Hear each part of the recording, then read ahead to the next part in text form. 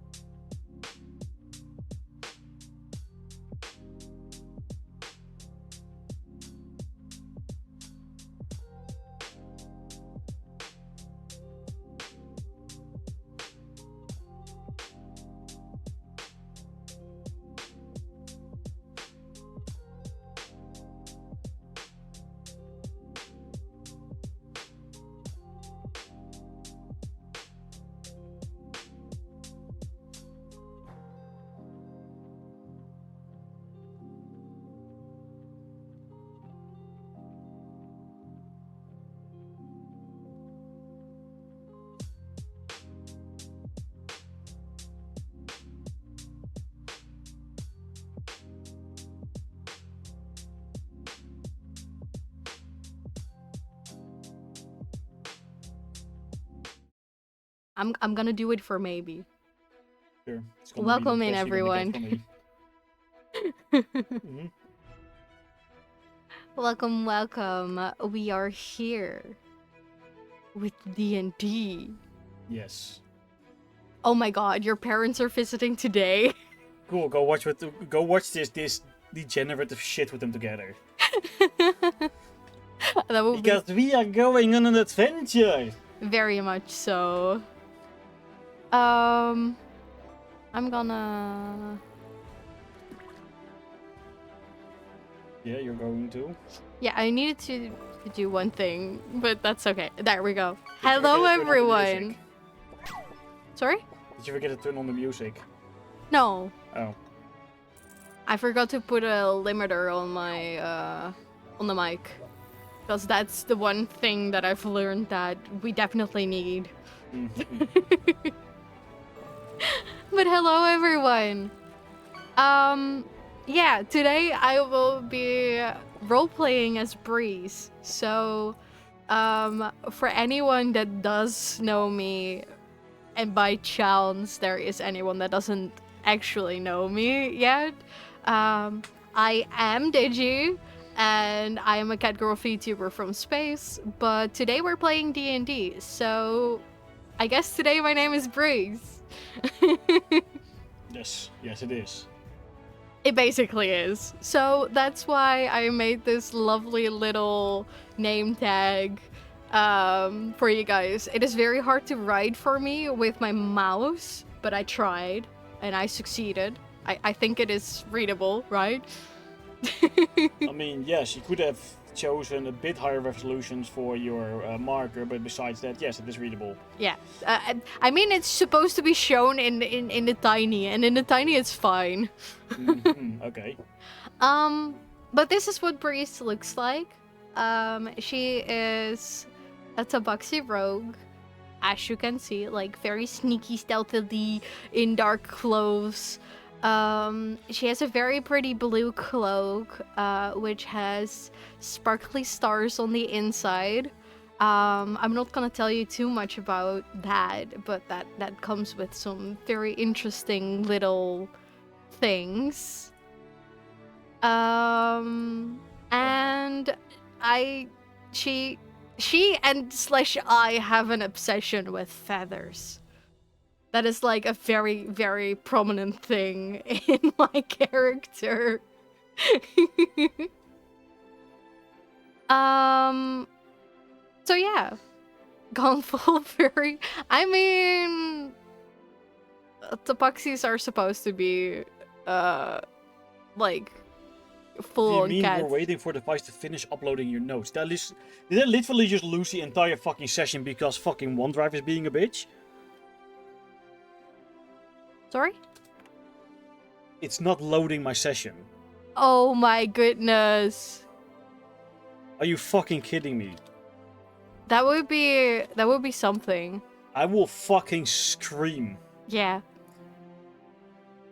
Bad handwriting is in character for Breeze. I mean, bad spelling is mostly in character. Oh my fucking god, did it really just do this? While Duncan tries to figure that out, so the handwriting is not necessarily that bad. Why is it suddenly here? Well, it fixed itself. It didn't! But you said something was here. It's in the misplaced sections folder suddenly. Oh, what? Fucking, I don't know. But...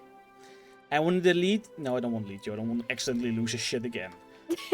But at least you found it. We go from session 8.5 to session 8.5.2. What? Okay. Apparently. Okay. I did not lose the session, luckily, which is a good thing. Yeah, I'm gonna be, oh, I am so used to taking so many notes. Good luck. I'm gonna be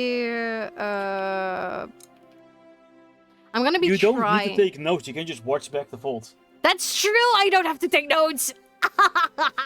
Okay, I will I will gonna say fuck it for today. You're I'm probably not gonna spend the entire trip this evening in the car, just listening back to the session to take your taking notes. Yeah. I'm a very avid note taker, and I did not like think ahead for. I don't want to hear you guys. Don't want to let you guys hear me type the whole time, because I will do it. So that's actually really good that you said that, because yeah.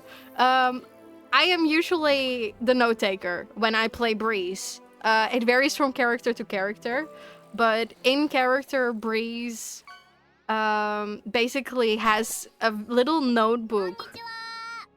Mr. Underscore Cheese 14, you just joined the cat forest. Welcome, thank you for the follow.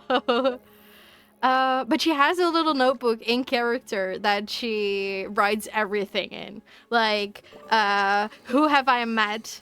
Are there any things that are sus about them? That's so perfect! You got a D12 when we're playing D&D.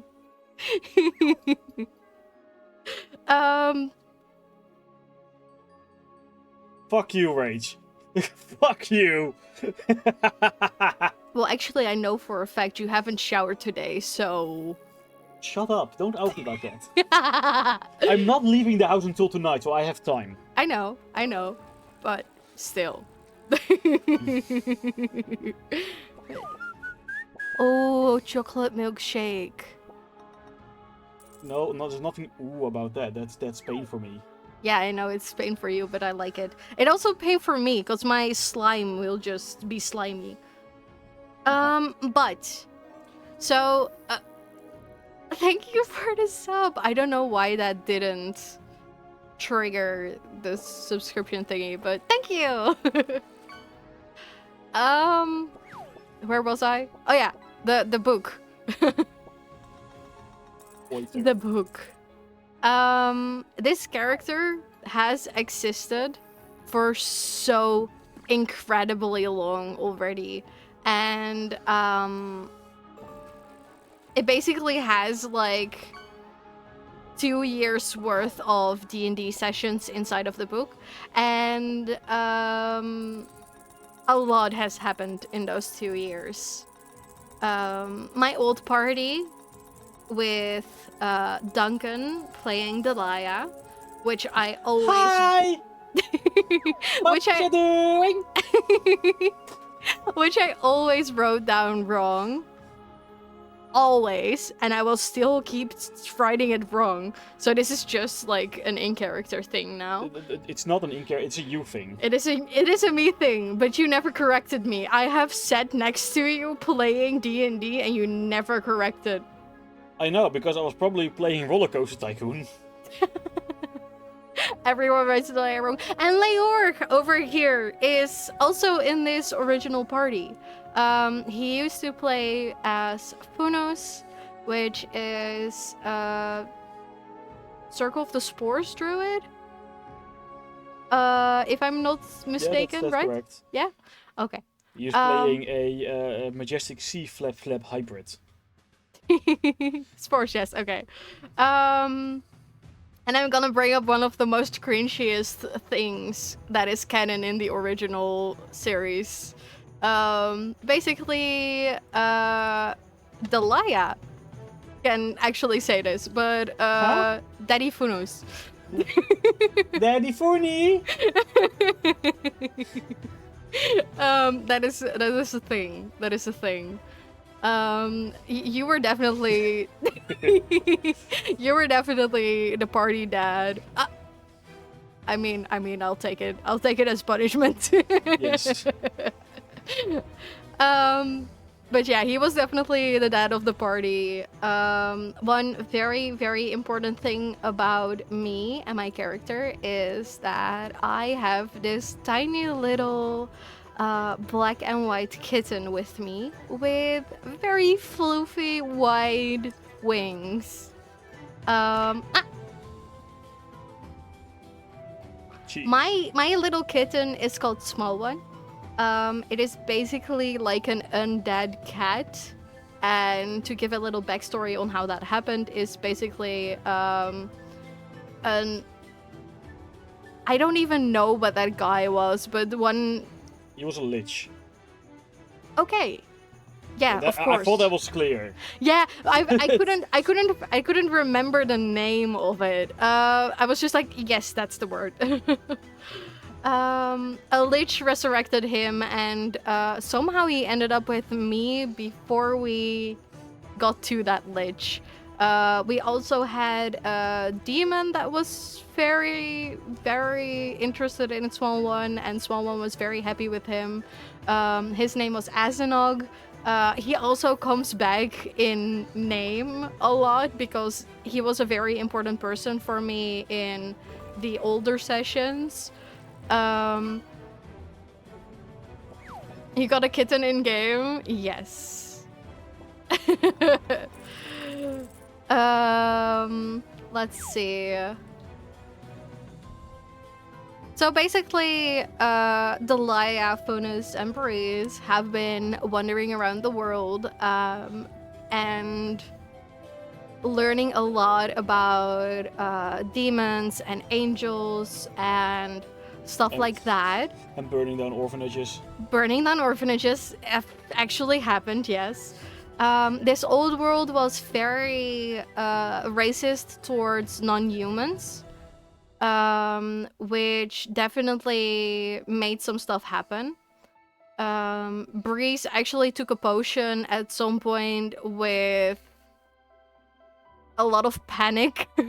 What do you mean panic? There was a very simple solution there. There was a very simple solution. You were in a fucking cave with torches that just magically light out of nothing, leading a long hallway, along the hallway, to a pedestal with a potion on it. And your very first instinct is to drink the potion. That's not really... You didn't try to see what it was, you didn't even sniff it, or whatever. You just grabbed it, took it, drank it, and poof, you're a human.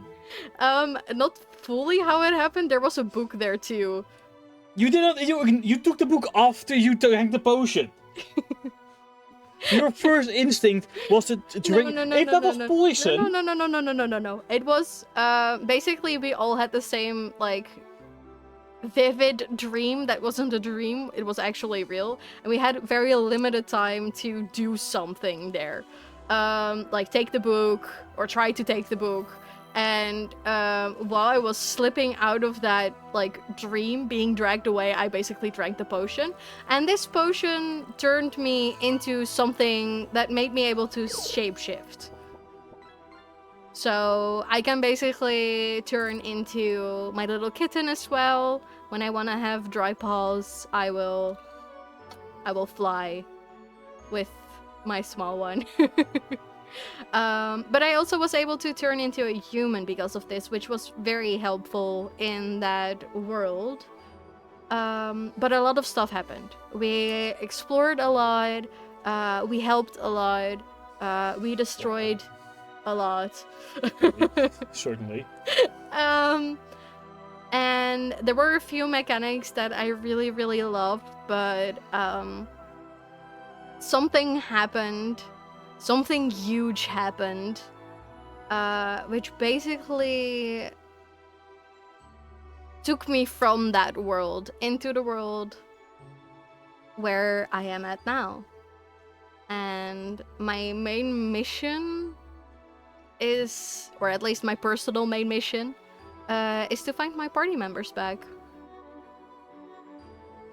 And I think with that enormous event that took me toward this world and separated me from my party members is where you wanted to take over, Duncan, wasn't it? Yes. Do you want to take over in this scene or in where the map is? I mean, you can go to the map. The map is just for reference. Okay, then we go to the map. Works. There we go. Okay, so for people that might realize or might recognize the map, when we started this campaign, we were playing what's it called again? Baldur's Gate: Descent into Avernus, and I wanted to base my city off of Baldur's Gate. So I took the map and I just changed it a bit. So yes, it is very close. I just dropped something. It's very close to the Baldur's Gate that you know and love, except for it isn't. But I use the same map. Mm-hmm. So simple as that. Also, before you continue, you want to talk about triggering random shit? A player in a different game I played drank a homebrew item called Fireball Whiskey and failed the con save, so he had 3 fireballs explode inside of his stomach. Oh my god. That is diabolical. Mhm. I do remember somebody using a fireball in a place that it shouldn't have. I don't know what you're talking about. Anyway, you want to begin? Yeah, I guess. I mean, I think I've told the most important things. Mm-hmm. I mean, there is some backstory stuff that I haven't told yet. Like, technically, I was a slave, but that is like the very, very beginning of the old sessions and such. And now we have new trauma that like drives me, which is me being separated. So I think that is more important, right? Probably. Alright. So, you want to start? Mhm. Right, cool. In that case, the past few weeks have been very busy for Breeze, waking up in this weird place all alone. None that she knew, and everything that felt off. The scents of Namaya looked like regular scent, smelled like regular scent, but just felt off. The air felt off, the water felt off, everything just felt off. Like an illusion on the edge of being broken or a dream just before waking up. The only difference is that this was real. You managed to get yourself to Ravenous, the capital of Namaya, a land of tieflings, a place of culture, and a brewing pot of corruption. You learned this quickly, as the gates closed for the refugees of the northern country of Norgelin. Strange things began to happen. Murders, unexplainable, and adventurers such as yourself were called upon by the Flaming Fist to help, and so you did. Your search ended up with the Vantampur family, one of the oldest founding families of Ravenous and leaders of the Treaty of Independent Tieflings. Their goal appeared simple: to discredit their opponent, the Prosperous Party, and grab more power for themselves. And so you went onwards, finding each family member and cutting their life short, the mother and 2 of the brothers dead.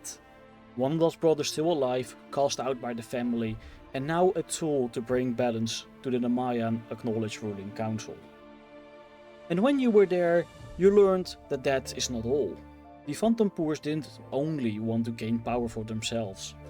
No, they wished to open the gates buried deep within the city, gates long forgotten by all but the oldest. A gate to the 9 hells, a gate to Avernus, to draw upon demonic power, upon their heritage, to claim these lands for themselves. They even kidnapped the city's chairman for it, sacrificed his soul for it. And you decided, nope, not today, and parted ways. Your ship is anchored within the harbor, your party there, and you are planning to leave within a week or so. With 2 questions still remaining, you take this time to seek the answers. Firstly, you wondered why you find no humans in this place, or rather, just the one who is very secretive about it. And secondly, what happened to your old party, and how do you get where they are? For the former, an invitation waits at the tavern known as the Elfsong Tavern.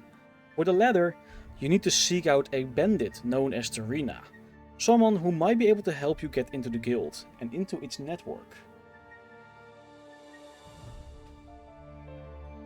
So, what do you do? Okay, cutscene over. I missed the little note that you... Yeah, I have for the people that I normally play D&D in real life because I like putting down minis, especially if you put down the big minis and just watching people like seeing their fear. And I have I made this little sign that I can hang over my DM screen that literally says "cutscene in progress. Shut the fuck up." Yeah. Maybe if we do this more regularly, we need to make your Fugi tags have the actual DM screen on the Fuki tag, and then have you able to switch to the cutscene. Mhm. That would be funny. That would be really good. Certainly. But yeah, these were the two things that I wanted to indeed explore. This human we have encountered at 2 occasions, and he has been pretty helpful. My current party members, however, are very weirded out. One, by what the fuck is this thing even? And two, by why do I trust it? Then the bandit thief. What did you call her? Bandit, thief, whatever you want. Okay. Tarina. Criminal. Tarina, because I know her name. Tarina, we technically helped escape at one point. Although I helped her escape and my party set a tavern on fire. Yes. It wasn't my fault this time. No, it was definitely theirs. But yeah, that's about where we are. We basically stole a boat, or actually I assassinated everyone on the boat, and now it's ours.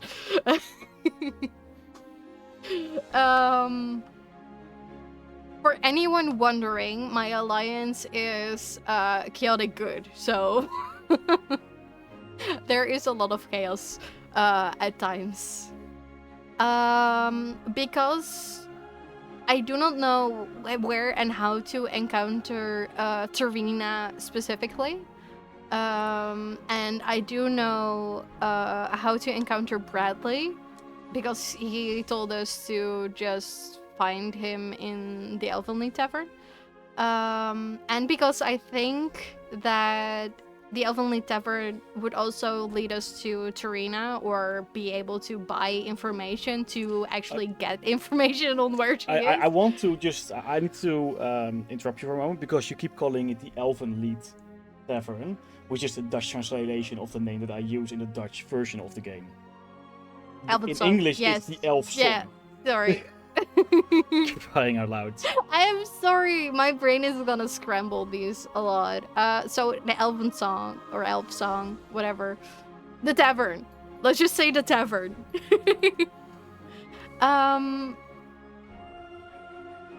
It might also be because of the anime Elfenlied, but Might be. the The legally distinct flaming fist, yes. So let's just go to the tavern, and I would like to see if I can first encounter Bradley, the human, and then see if we can also get information on where to find Tarina, and or maybe even encounter Tarina herself, because she likes to gamble over there. It's certainly an anime, yeah. Yeah.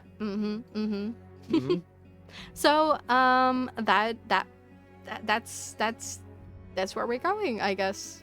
Okay, so you return to the Elf Song Tavern, a quiet place this time of day. Yep. Few people eating breakfast, and some still sleeping from yesterday's drinking. Ellen, the elven owner, sees you approaching and calls to you. My dear, it's been a while, has it not? As you can see, the tavern was rebuilt nicely with your investment.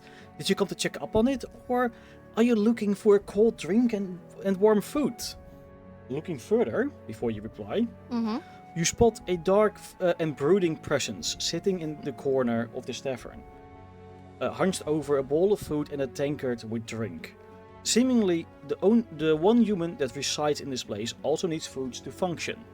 You feel glad that not all has changed, as Ellen awaits your response to his earlier question. I'm having already trouble reading, so this is gonna go great. You can take your time. I'm probably also gonna take my time. I think I'll because that's definitely Bradley you just described. I think I'm gonna ask her to like have Sure. a bowl of food and sit down by Bradley. All right, Ellen takes your order and does whatever elves do in a tavern. And you move to the corner of the corner seats, at least, where Mhm. this brooding present is sitting. And as you sit down, you can indeed see that this is Bradley, who has been patiently waiting for you as he is shoving down food down his mouth. From under his hood, yes, he's wearing a hood, and yes, it shut up. From under his hood, he looks over to you, raises an eyebrow, and just continues eating. How much is the bowl of food gonna be? I don't know. I don't have my DM screamer here. I think it's usually like a silver or two Yeah, it's silver or not something. like that. Do you want me to actually keep track, or do we fix this after? We can fix this after. I mean, you Okay. can just read back and see what you spent. Okay, because I currently have 178 gold on me. I'm probably not gonna be hungry. Let's keep it at that. So while we wait on my food to be here, I basically am gonna ask him how his mission went, because the last time I encountered Bradley, he basically asked us to at least not burn the building we were exploring down before he is done with his own mission, and I'm curious. So how did it go? Takes a sip from his drink and he looks over at you and he says, went fine. But I thought you were here for answers to your questions and not to see how I'm doing. No, but it's a good start, isn't it? Well, perhaps. Okay. So, indeed, I do have quite a few questions. Can I just start, or is this not a good place? He looks around at the 3 other patrons that are there. One is eating breakfast with a massive hangover, and the other 2 are sleeping. So it's fine. Okay. So why does no one know what a human is, or at least no one from my party? Well, that would have a very simple explanation, don't you think? Have you seen any humans here? No, but are there, like, no humans in this whole world or this country? There are now, but before, not really. Before what? Before we came. So you came here in the same way? Well, that really depends on how you came here. I don't really know how to describe how I came here. Lovely. Like, I mean, I know there.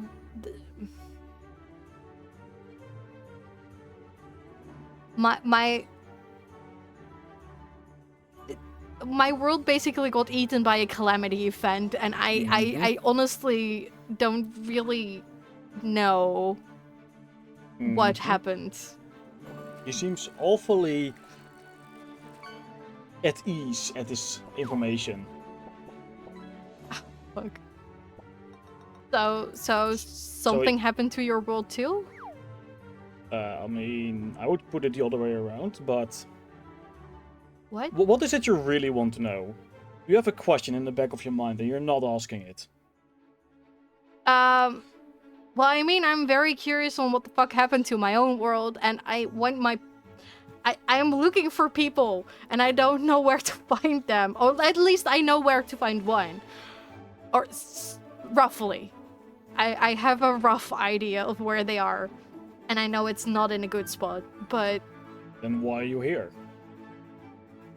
Because I can't seem to reach the other one. So, okay. So you want to first reach all of them before you go there? Not necessarily. I just... I want to know they're as safe as can be. in this. Like I take off my earpiece. I have these that allow me to like talk to them. It's like an earring that basically works as like a telephone, I guess. I was able to reach one of them, and they're in Dora Lane, if I remember correctly. And there's monsters there that are really scary sounding. If the information that I found is correct, it sounds like it's an ancient lesson. Well, then I hope that he is very good at staying alive. He usually is, but I'm still very scared for him. And there's this other person that it sounds like she's not on the same plane, but we can deal with that, I think. And there's someone else that I can't reach at all, and it doesn't sound to me like she is in like a pocket dimension, or at least not like there have been pocket dimensions, and it doesn't sound like interference from that type of pocket dimension. It doesn't sound like she is on a different plane. I am scared for her, and I don't know where to start. In the meantime, Ellen comes back with your food, and he puts down before you a nice tuna, a smoked tuna with a glass of milk. Nice, thank you. I will share with Small One, because Small One also deserves some food, of course. And I basically pay him with whatever we decide that it is. Bradley just keeps on eating and glances over to you and once again asks you, what is it that you want to know? I want to know how to find my party members. I want to know how to find the specific location of the party member that I kind of know roughly where they are. I want to know what happened to my world. Well, with the last one, that I can help you with. Okay. From under his cloak, he grabs something. A book bound in leather he silently places upon the table. When he does, your keen eyes notice something. A piece of metal, a blade of some sorts, hidden under his arm. And yes, this is blatantly stolen from Assassin's Creed. Shut the fuck up. And though you may have questions about this specific detail right now, the book is what takes your interest. Its cover, webbed in a wax exposing a vague tentacle motif, and its spine is bound by black cords which loop around iron studs. Simply looking at it gives you a sense of dizziness, a sense of reality becoming softer, of reality fading. You felt this before, long ago, ever since before you came here, when the skies broke open and darkness claimed the lands of your old world. And just like that, the sensation fades with the words of Bradley pulling you back. You feel it, don't you? You've experienced this before. Otherwise an artifact as powerful as this wouldn't do this to you. I can't tell you the answers you seek, but you will only understand if you see it for yourself. And within this book there are symbols, and if you follow them, perhaps you will learn what a few people in this world now know. But I don't know magic. Will that be a problem? You don't need to know magic. Oh, You just have okay. to read and figure it out. Use a brain of yours, which I'm assuming you have.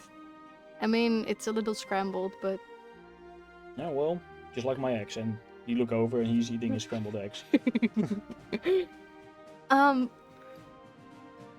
Okay, so this book will help me find the answers? It will lead you there. It will lead me there. So it's a place that I need to find? Who knows? Hmm. You know, great things aren't discovered by asking about them. Great things are discovered by discovering them. That's fair. So go and discover, and you will learn what you want. Or not.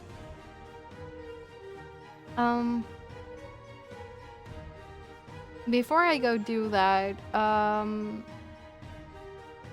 where is it that you came from? Somewhere else. How do you know that it's not the same world? Reasons. Reasons that I can't tell you now. Not yet, at least. Officer, But follow the book. will you still be here, or how do I find you after? Weren't you leaving? I mean, we are going to Dora Lane as soon as we can find the people to sail with us, and maybe a little more information to narrow down where my lost party member is. Mm-hmm. So you have no need of me again then, because I cannot help you finding your party members, and I've given you the hint to seek the answers that you seek. Okay, so I will not see you again. Perhaps. Okay. I eat my food in more Your fish. silence. Mm-hmm. And with a little tiny kitty cat that is probably just ravenously going. Yeah, and you jumped on the table. Always making a mess. Oh, I remember that one time with the fishing stall where Small One basically just launched itself, and I was basically made to pay for all of it because, of course, it touched a lot of fish. Yes, that was a good hoard of fish for him. I will take the book, of course, and thank him, and ask if he needs anything in return. He just shakes his head.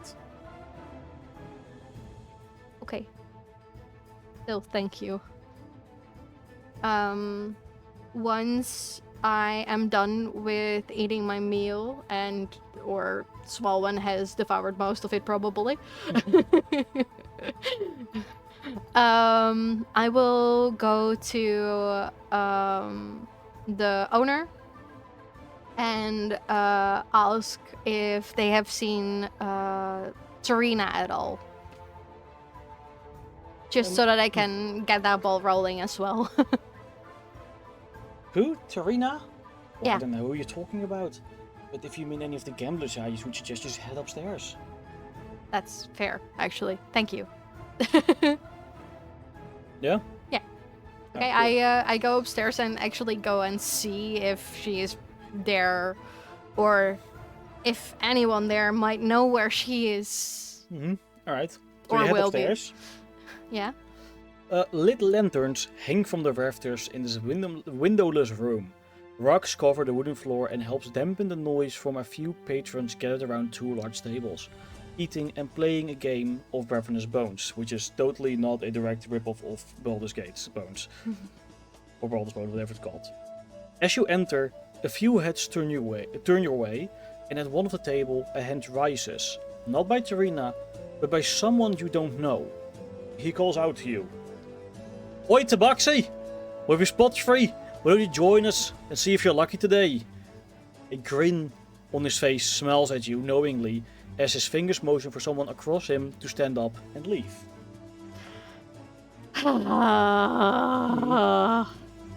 am not good at this game. Doesn't matter. You're playing. Okay. Will you give me the information I seek if I play with you? Well, it depends on how lucky you get. Of course. Same antics. Oh my god. Okay, I am happy I kept quite a lot of my money. Okay. Let's do this, I guess. Alright. Do you remember how it goes? It needed to be D6s. D6s, and you have a certain amount, and You roll 3d6. We both roll 3d6. yeah. And basically we try and get to 21, but not over. 21. Okay. Yeah, so we take turns. We both roll 3d6. You start, and then you say, I want to keep this. And then I go, well, I'm going to roll them because I need to get above you. And so we try and up each other. And it needs to be 3 dices at all at the same time, or can you also roll one? Just roll 3d6 and just press the number. Okay. Well, in that case, I'm gonna roll 3d6. 13. And your opponent does the same. With Ooh. 10. He looks over at you and he says, well, you gonna roll or... We actually haven't put any money in yet, did we? No, just the ante is fucking 10 gold, I don't care. 10 gold. It's a high ante. The high stakes table. High stakes. 10 gold. It needs to be 3 again, right? No, just now we roll once. Just once. Okay. Mhm. In that case, I will roll again. Roll 1d6. So that's 15. 15. He looks at his dice and he realizes that he has to roll because he's losing.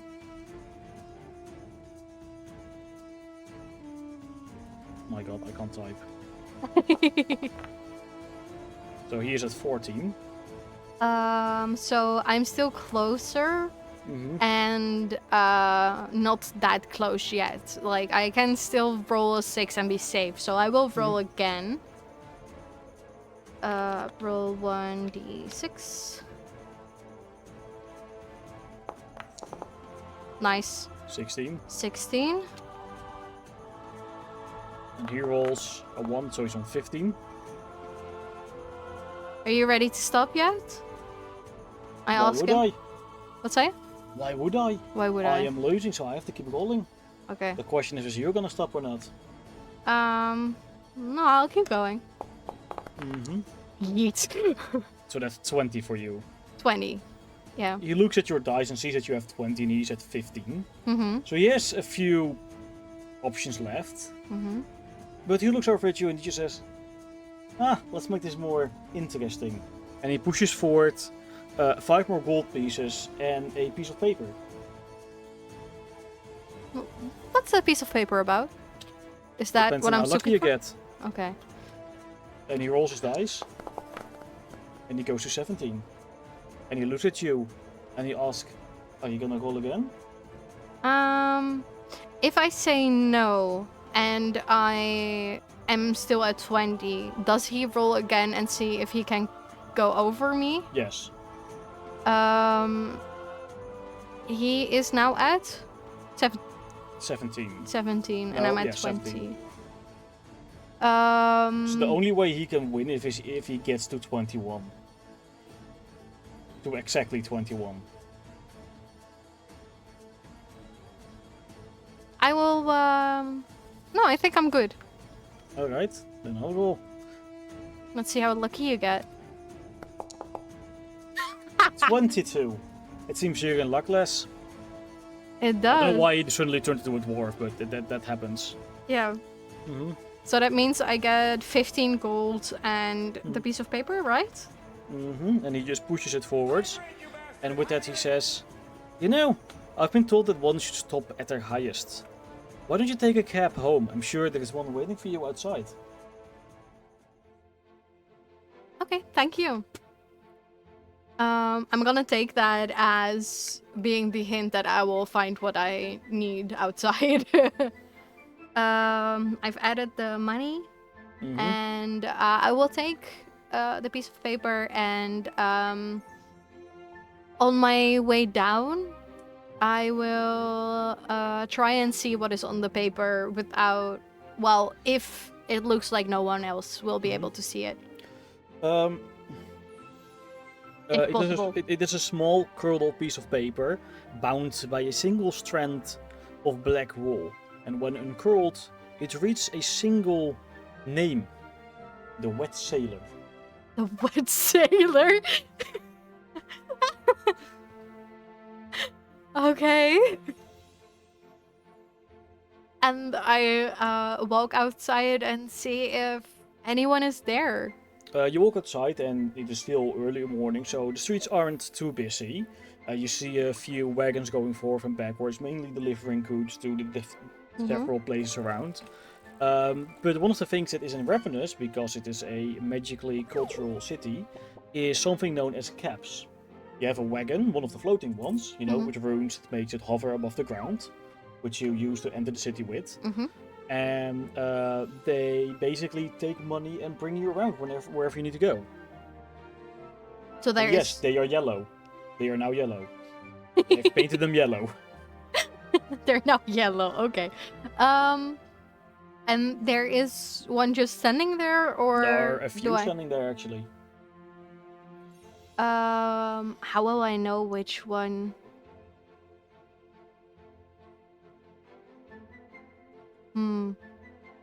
Do I just go to one and ask for them to take me to the Wet Sailor?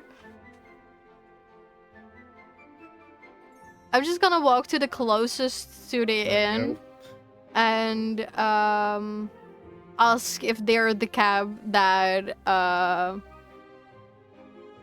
was mentioned, that were, if they were waiting on someone specific. In front of the cab there are no horses there because you don't need them for these cabs. But on the front sits a tiefling that just looks over and just says, "Well, I wasn't waiting on anyone specifically. But if you need to go somewhere, I can take you." Do you know where I can find the wet? What did you say again? Well, what is it? Sailor? Yes. Okay, my mind went somewhere else, and I should not. The wet beaver, I know. No, no. The cab driver just thinks for a second. Sailor, wet sailor. Isn't that the tavern on the other side of town? Yeah, might be. Please take me there. Sure, hop on in. Okay. And you hop in, and as you hop in, as it usually is with these wagons, it lowers a little bit for your added weight before bouncing back up again to its original height. And a few seconds later, it starts moving soundlessly forwards because, well, it floats. It's no, you know. It takes you about, half an hour or so to get to the other side of town. Okay. And if you look on the map, you will see that you are going to Sea Tower District. Okay. So you go from Eastway, which is in the south, which is funny to me, to Sea Tower, all the way over there. So I don't know if I can actually show this. Yes, you can. You can draw. On the left, you have drawing tools. No, it's more like your mouse actually shows what you are, but my mouse is not seen. Okay, so you have Eastway over here. Yeah. Which is where you are, and your ship is docked over here. And it basically brings you all the way around to roughly here. Okay. Cool. So,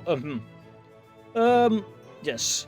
The Wet Sailor Tavern is located in the Sea Tower District, as I just explained, and you definitely were listening to.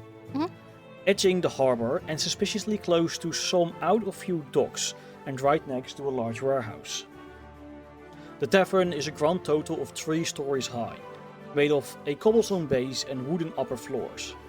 A flickering lantern, whose magic appears to be fading at this point, hangs beside a sign that says The Wet Sailor, accompanied by a depiction of a tiefling that has just climbed out of the harbor. When entering through the front door, you are greeted by a moist smell of wood rot and stares from a few patrons staring at you. Behind the bar stands a woman, a tabaxi just like you, with dirty fur and a scar that has taken one of her eyes. 2 sets of stairs are visible going up, one to the side, free to traverse, and one behind the tabaxi, almost guarded by her. And she looks over at you, she motions at you, and she says, "You sure you're at the right place, stranger?" She puts a tankard down on the bar and reaches for something underneath, but not quite taking it out yet. I do think so. I'm looking for Tarina. Who now? Tarina? Don't know her. Well, someone at the Elven Song Tavern? Other taverns are not my concern, it's just this one. I know, but someone told me, or basically gave me a piece of paper which kind of implied that I might be able to find her here. I helped her out like a while ago, and Yeah. Stories go, stories come. I don't give a shit. You have a piece of paper, something to prove this, or you're just not a lunatic? I have my piece of paper. I show it to her. She takes the piece of paper. She takes a piece of paper with her hands, and within a second after looking at it, it just suddenly turns into cinders as a flame erupts out of nowhere. She looks over at you. Huh. So you really heard them. She's waiting upstairs. And with a half snarl, she motions her head for you to pass past her up the garden stairs.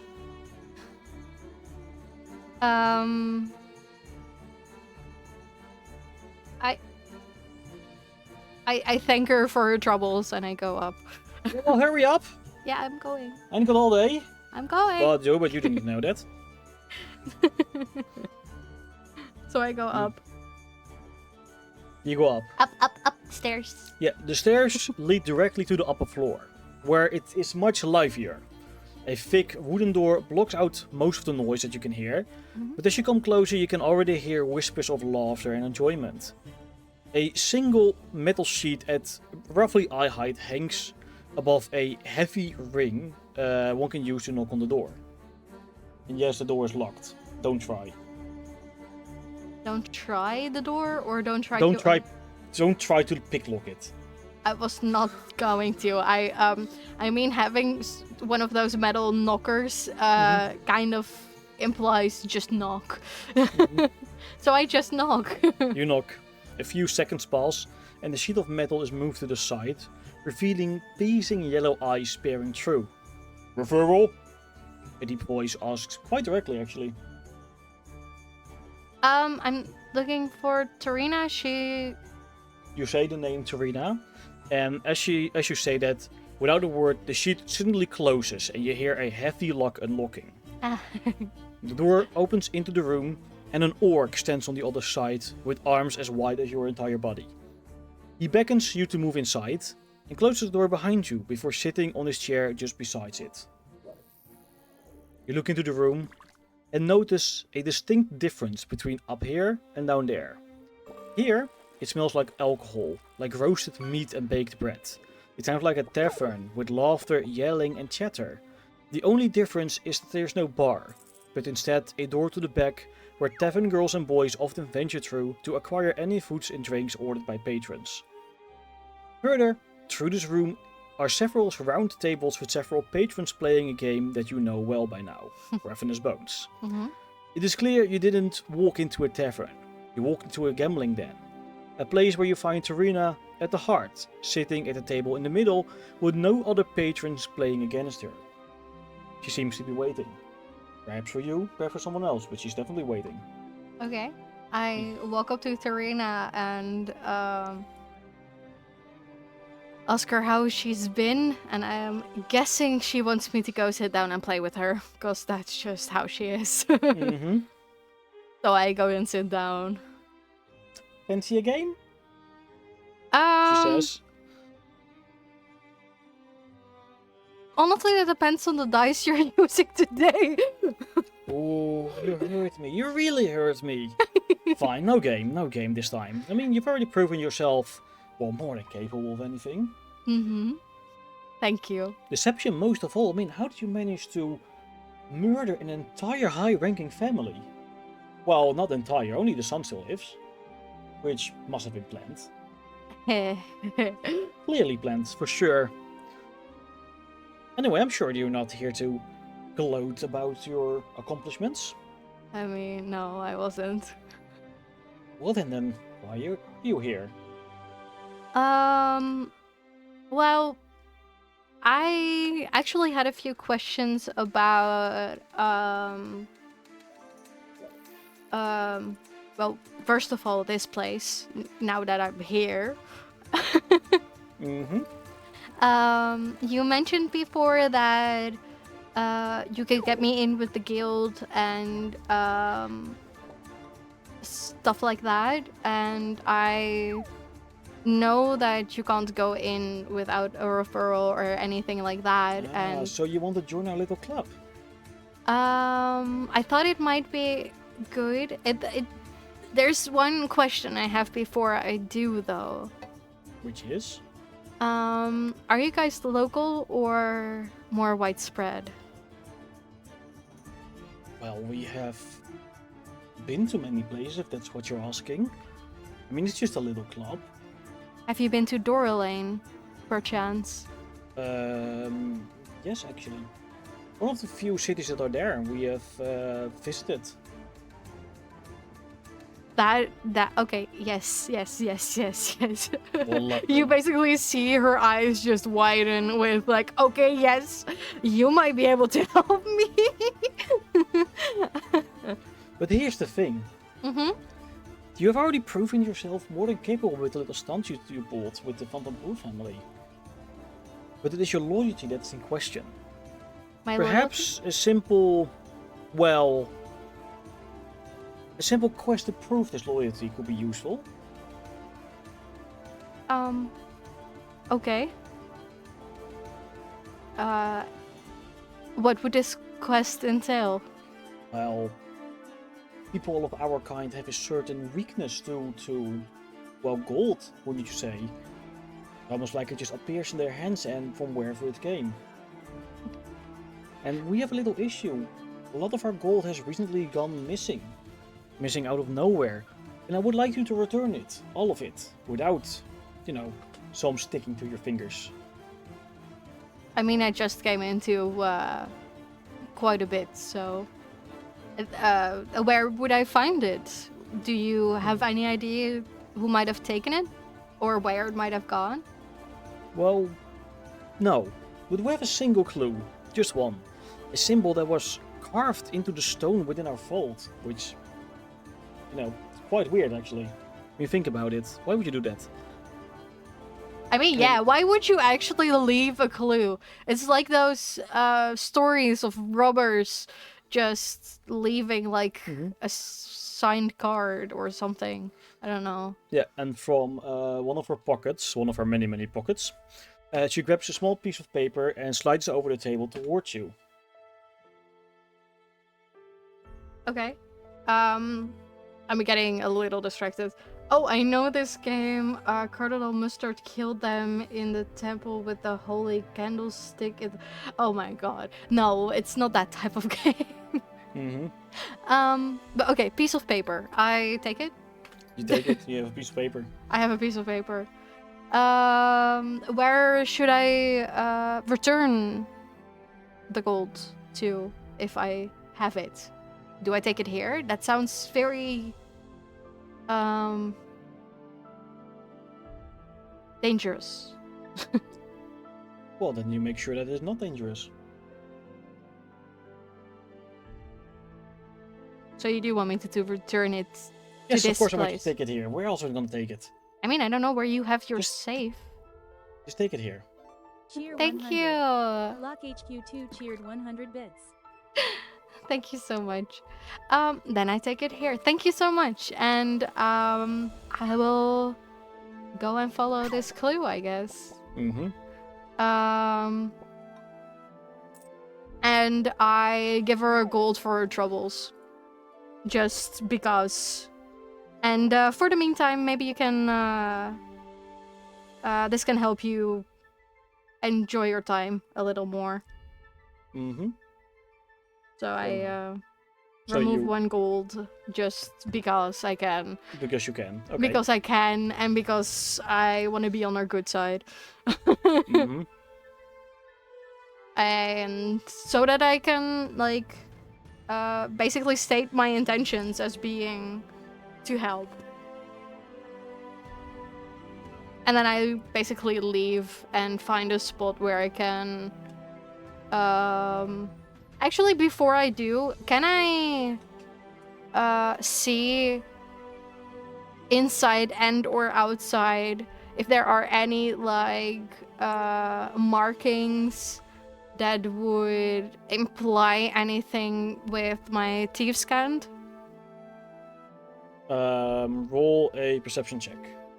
Perception. Which is a d20. Just I don't have D&D Beyond link to Foundry yet, so we have to do it separate still. that is very okay. I only have so So- much prep time. Roll 1d20, and that's a fucking 5. But I have perception, right? Yeah? My perception should be good. Perception is +4. That's actually less than I thought. That's 9, yeah. So, you look around, and though you think you see certain markings, you just aren't sure because, well, you've been here for a few weeks. You have no clue what you're looking for. Okay. Okay. So I look for a spot that might be Do you basically clear. go What? clear? What do you mean clear? Clear You're in of a fucking people. city. Clear of people. I look for like a fucking passageway or something. Sure, an alleyway. You find an alleyway. An alleyway to go and look at this sheet of paper that might be giving me a clue. Where do I start?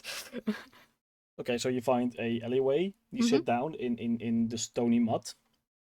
Okay. And you fold open your piece of paper. And upon this piece of paper, you find a symbol. A symbol just drawn. And what does the symbol look like, and or does it resemble the same thing as on the book? Because that is what my brain. It does not resemble the same symbol as on the front of your book. Okay. But it is just a symbol, and I do not recognize it anywhere from. Nope. In that case, this might also, if there are no people around, a good time to finally look inside of the book and see if any of these symbols might resemble anything that is inside of that book. Well, you open the book. It has about 100, 120 pages. And throughout the book, you find different things. You find you find debts, names, amounts owed, and payment deadlines. You find transactions, just ways of money that they got in, mainly debts paid, but also one that just comes back a lot.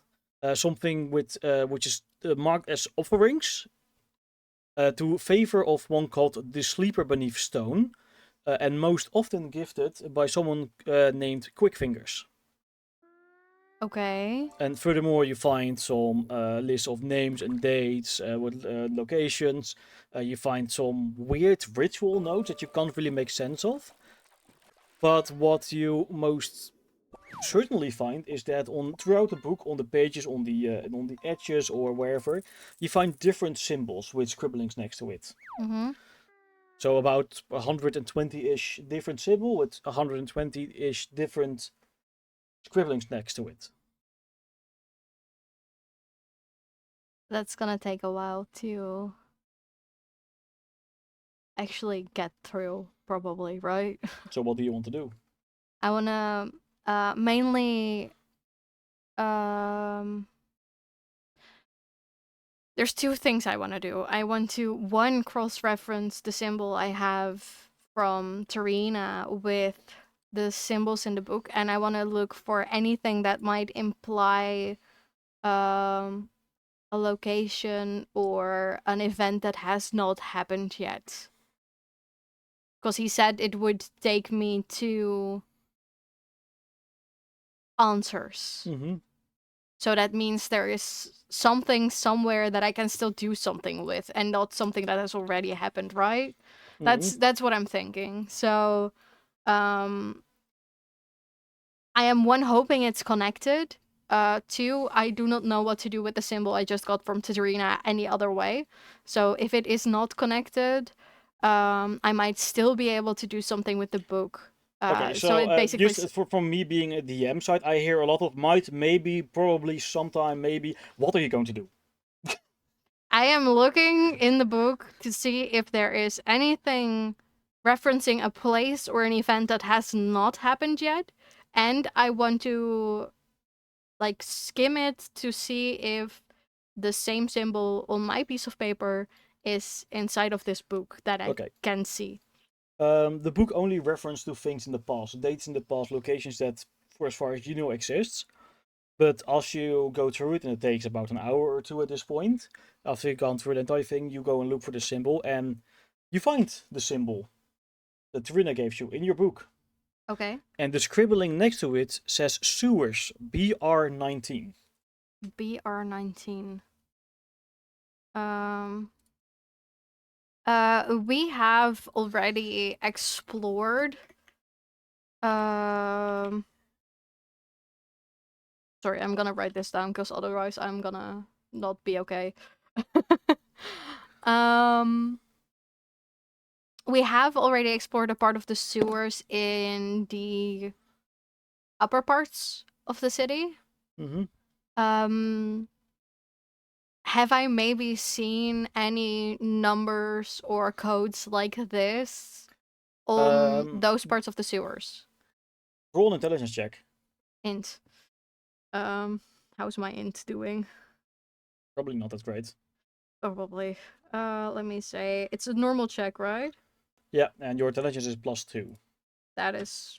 Also, my music stopped, so yours probably as well.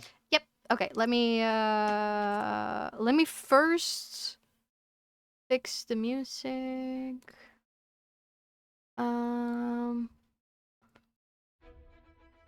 There we go. Music has returned, and then I roll 1d20. Please be good.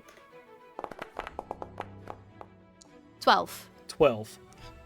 With a 12, you think back at your time in the sewers before, and you think back to where you ended it, and there was a manhole that you entered through, if I remember correctly. Yeah, we have exited through manholes. Then exited. Okay, fine. You remember that the house of the Vanderpoors is in the Manorborn district. And as you left the manhole that you left through, the words are difficult because I can't look at you, I'm looking at screens, which makes it difficult for me. Yeah. You remember seeing an inscription there, or a code there, which was MB13. Okay, so Manorborn is MB, so now we need to find BR. I'm gonna assume then that it has something to do with the district. So it might be Bloombridge, BR. I'm currently in Sea Town, right? Still? Mm-hmm. Sea Tower. Sea Tower. I want to look at to find a manhole cover and see if it may have a code with an ST or something like that. You roll perception because we don't have street smarts in this game anymore. I don't have. Wise. I like that one. 20. Jesus fuck. Which skill did you want to combine that with? I said perception, didn't I? Then it rolled a 3, right? Yep. Then it's 7. I swear to God. Do I not find a fucking manhole? Nope. Oh. You look around and you look and you look and you look, and as you're standing on top of a manhole, you look around and you're like, why the fuck can't I find any manholes? And you walk away. Can I, because I can't apparently find one here, can I walk... It's like finding ketchup in the fridge. Yeah, can I walk towards Bloombridge to see if I can't, like, confirm my theory here? Maybe I can confirm it there. Bloombridge, yeah. You walk over to Bloombridge, and since this isn't, of course, a plot point which you have to go through, you eventually find a manhole there, which is labeled BR7. BR7. That means that I'm in correct district. I walk further in the same street and I look for another manhole cover and see what is on that. Yeah, so if you continue on walking, you see that they are numbered in a way that they go from uphill to downhill. Uphill to downhill. Following that pattern, I look for BR19, basically. Yeah, and so you go to the, basically near the wall over to the upper district. You find there a manhole, which is labeled BR19. Okay. So this is the spot. Would it be very suspicious if I just like open it and go down it? Depends. It depends. Yeah. Tell me more. On how you open it and go down. If you just open it and go down, it's like, okay, what the fuck, it doesn't matter. But if you do it and you keep looking around and you're trying to be sneaky, like overly sneaky, then it might look suspicious. Yeah. And if you take a body down there, it will definitely look suspicious. So it really depends on how you do this. I basically want to try to be not suspicious, so I'm just gonna do... I'm gonna go down there as if it is like the most normal thing in the world, and as if I... Cool. Roll deception. just have a boy. Roll deception. Roll deception. I can't... My deception is also +4. So, let's see. I'm so scared. Okay. Alright, that's 17. That's That's you okay. somehow managed to just look normal going down a sewer hole. which is interesting, to be honest.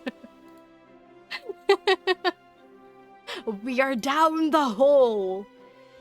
Yeah, so with a simple pry with a blade, you can open the manhole Mhm. and you can descend down the ladder into the sewers. Cool. I go down On to the next music. Okay. God. Which I really hope is what I hope that it is.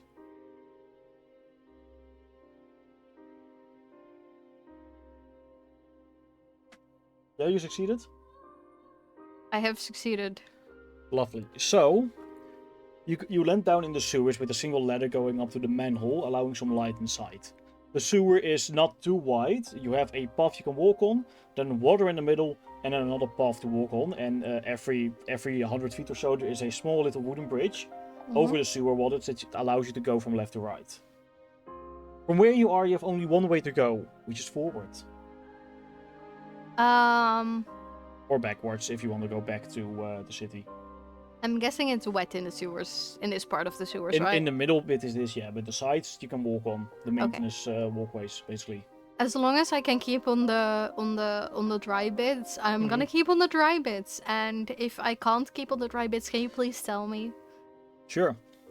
Okay. So you move forwards? Yeah, if there's no other way to go, before we do that, can I look around and see if there's any like drawing sigils on the walls or anything thieves scanned or anything like that? Roll perception. Another perception. Perception. 1d20. That's another 17 then? Another 17. No, you don't find any inscribblings. Okay. Not in this part, at least. Not in this part. Okay. Well, if forward is the only way, then I walk forward and try to keep looking for any sign of people having been here for... Oh, don't close the thing. Don't minimize. Try to see if there is anything that might resemble people having been here. Any inscriptions, writings, sigils, anything. I mean, it's quite clear there have been people here. There is trash around. From people having lived here, eaten here, been here.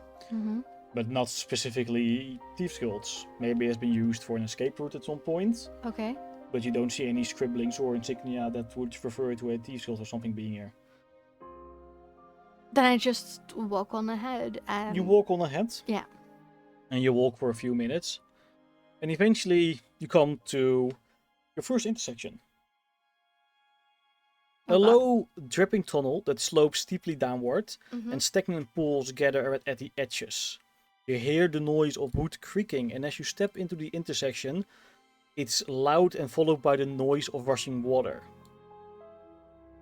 Okay. You come to realize that the gate just broke. That was holding back sewer water before. And it needs from you a dexterity saving throw.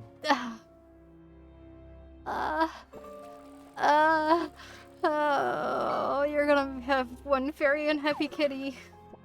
1 D20. And you say just a saving throw, right? Dexterity saving throw. Well, my dexterity saving throw has +8, so unless I okay, I'm good. I'm 22. 22. So, as your fear starts to kick in at the sound of water coming closer to you, you just jump backwards and you see that from the side, roughly upwards, there was a gate there holding back sewer water, which has broken, and just gallons and gallons and gallons of water suddenly rush down your intersection and down the hallway to the other side. Yeah. And after a minute or so, the water calms down again and stops, and just eventually ends up with slowly dripping on the sides into the intersection, instead of being this rush of water which just pulls you downwards. Okay. It's an intersection, so it has. You have 2 ways to go. You can either go forwards or go right. And it came from forwards? You came from back. Oh, it came from the left. It's just a tube with water which broke. So the water is on the left side, and I'm basically doing my thing, which I usually do, is just keeping track of where the fuck I am. So I have the option to go forward Or right. or right.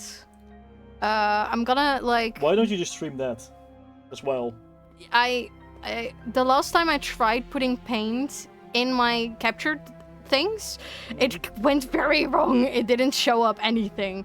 So I'm gonna go and try to put it in. But I am not sure if it is gonna if it's gonna show up correctly. Yeah, it's showing up as Hold on. black. Yeah, I don't know sure, how to. Because you might be using the wrong type of capture. It's just a window capture.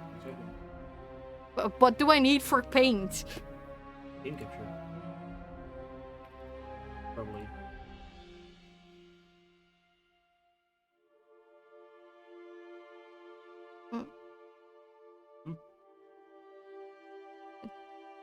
Can I?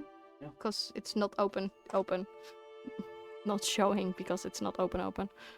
So if I go in here now, it's still not showing it. Nope. See? So it's not a game capture. Let me. No. I'm on Discord.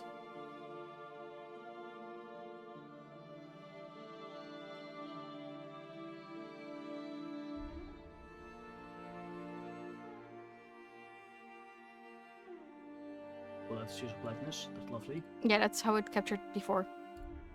Oh my god, you There got you it. go. We have paint. No, don't touch it. You might break it. Shush. Okay, we have paint. You Let me. You drawn a penis. Shush. Why did it go into the fucking folder? Come on. Trying to get it on the right layer. Guys, this is how this goes. It's just impromptu shit. Okay, let me see if I can move this here. And I don't like that it moved my thickness down. Was I using something different before?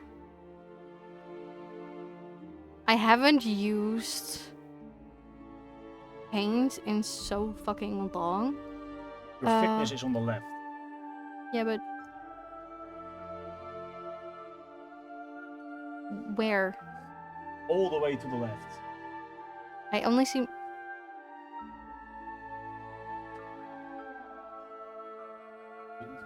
Do you Do mean? you really not see that? No, I don't see it. The slider, all the way on the left. Oh my fucking god! No, I did not see that. I'm looking at the top part. Okay. Okay. So we have like the manhole going into straight, and there's water left. I'm basically using my little booklet to note this down whenever we get anywhere, and I just pocket it anytime we are walking. So I have now noted this, and I will.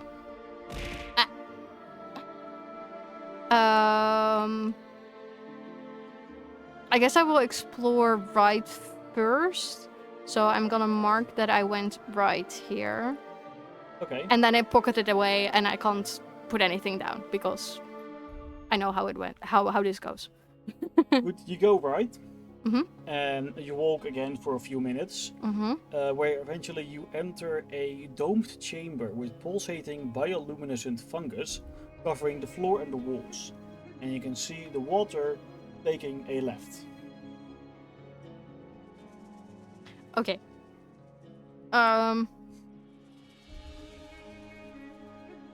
Can Then can I do like a nature check to see if these fungi are a problem? Or like yes, you can. that's nature, right? Yeah, that's nature. Okay. Then I need to that. Roll 1d20. Because I know what some fungi do. It's a nat 20. Yep. You hold up. I need to Google this shit because I did not expect you to roll 20 on that. I didn't either, because my nature is literally a it's a +2, so I usually don't do well on nature.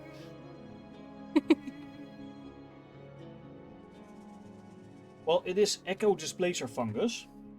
You recognize it such.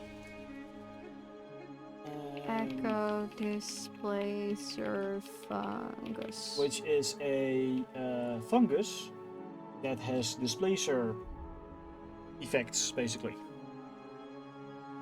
Which is why you can see it as being pulsing with a green, sickly color.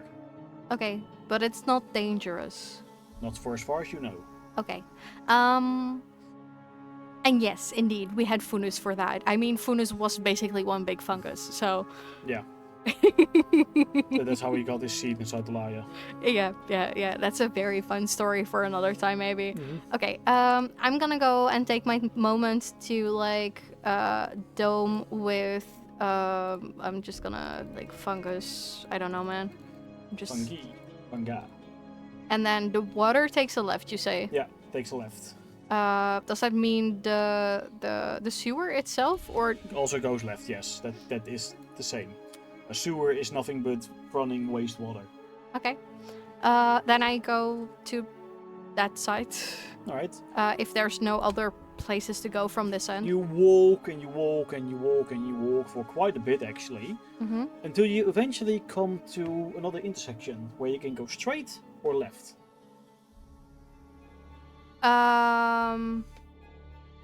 Then I take my moment to note that down, and I am gonna go check if going to the left connects to the same bit. So I basically want to see if going left means that if I go left again, I go to the same intersection with the water on. Okay. That you case, go, the right. you take your left. Yeah. And you walk for a couple of minutes and you find another T-section where you can go left or right. Then I go left first. All right. I'm not gonna note it down just yet to see if I intersect with the water on the right this time.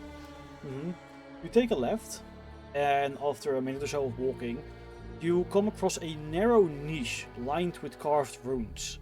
And every breath you take carries faint, maddening whispers with it in the air.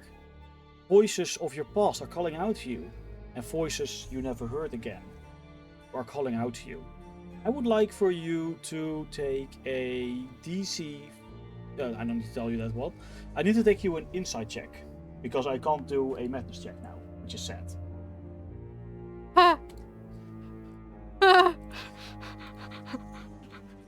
Roll 1d20. Sorry. Insight. It's +4. You can also just type down +4 in it if you want. Oh, well, that's 15. 15. Okay. You, for a second, or a moment, just for a tiny second, you thought that you heard Grandma Tabaxi asking for a scarf. But as you shake your head, you come to realize that it must be an illusion. That it is impossible for her to ask her scarf back. You really tried doing that.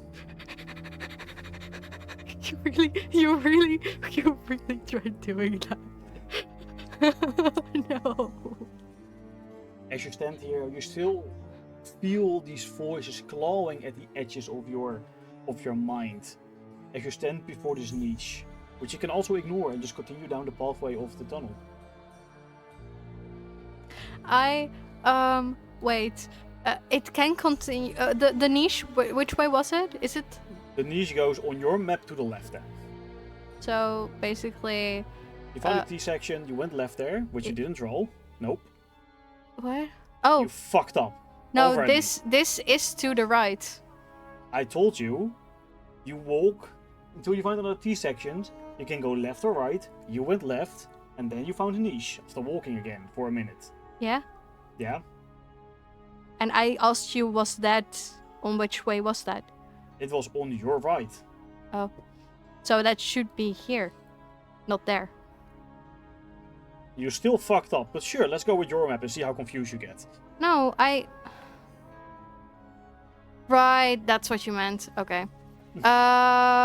So I am not sure yet if it connects, but I went this way and it is there. That's what you're saying. And I don't know if this is there.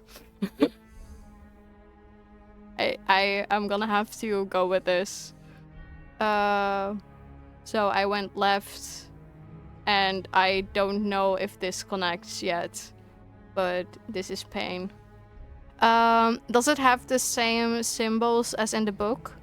That is what I want to inspect, and then I walk further. Are you inspecting the niche? I am inspecting the niche and I prepare for more pain. Okay. The niche, or a recessed alcove, if you want to use fancy words, holds 3 bas relief stones: a spiral, a circle, and a triangle. And an inscription reads: "First breath, then form, then soul aligns." You see 3 places where you can enter the bas relief stones. Sorry, a sparkle like... Where did you hear sparkle? I heard sparkle. Spiral. Spiral. I heard sparkle. We can watch that back, actually. Okay, so a spiral. You see a spiral, a circle, and a triangle. Circle. And an inscription that reads: "First breath, then form, then soul aligns." Can you put it in chat for me? Because I can't fully understand what you're trying to say because of your pronunciation. First breath, then Breath. form, then soul aligns. And you can ask your chat to help solve the puzzle. That's the wonders of chat. Breath, line, solve the lines? Soul. Yeah, that's why I'm saying please type it. Because I can't fucking understand you.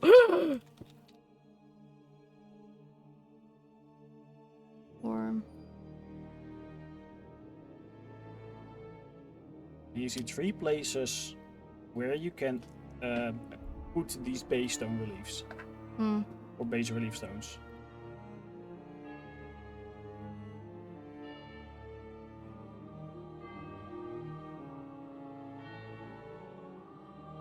Breath, then form, then soul align.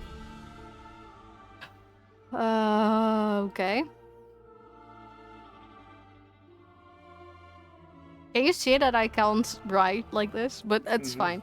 So that's the puzzle. This is important. I want to walk further. You ignore the puzzle, lovely. No, I don't ignore the puzzle. I don't have... does it have the rocks that need to be put in? Yes! Yes, it has! I told you this 5 times! This is what happens when I don't fully, like, think I can properly hear you. Then I'm trying to focus on what the fuck did you just say? And I don't, like, notice all the things you say. I'm gonna guess that breath is the spiral. So I'm gonna put that in first. I'm gonna try to put in the spiral stone thing into the spiral form. Okay. Just because that's you know. No! No! Not the sprout. Ah. So you put the spiral in the first slot. Yep. Lovely. We need 2 more. Yes. Is there any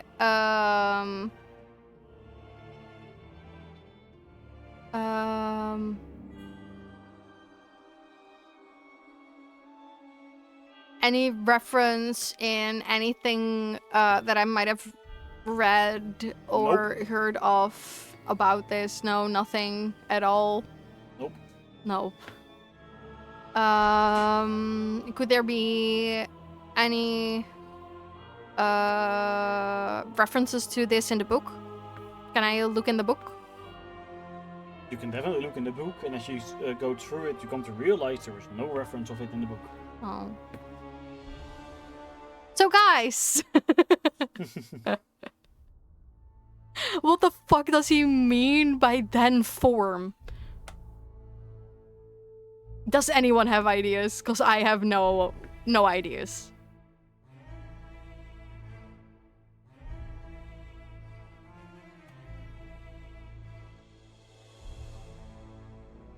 I really don't. First breathe. I mean, it can also mean literally just breathe, but spiral gives me idea breathe. What the fuck?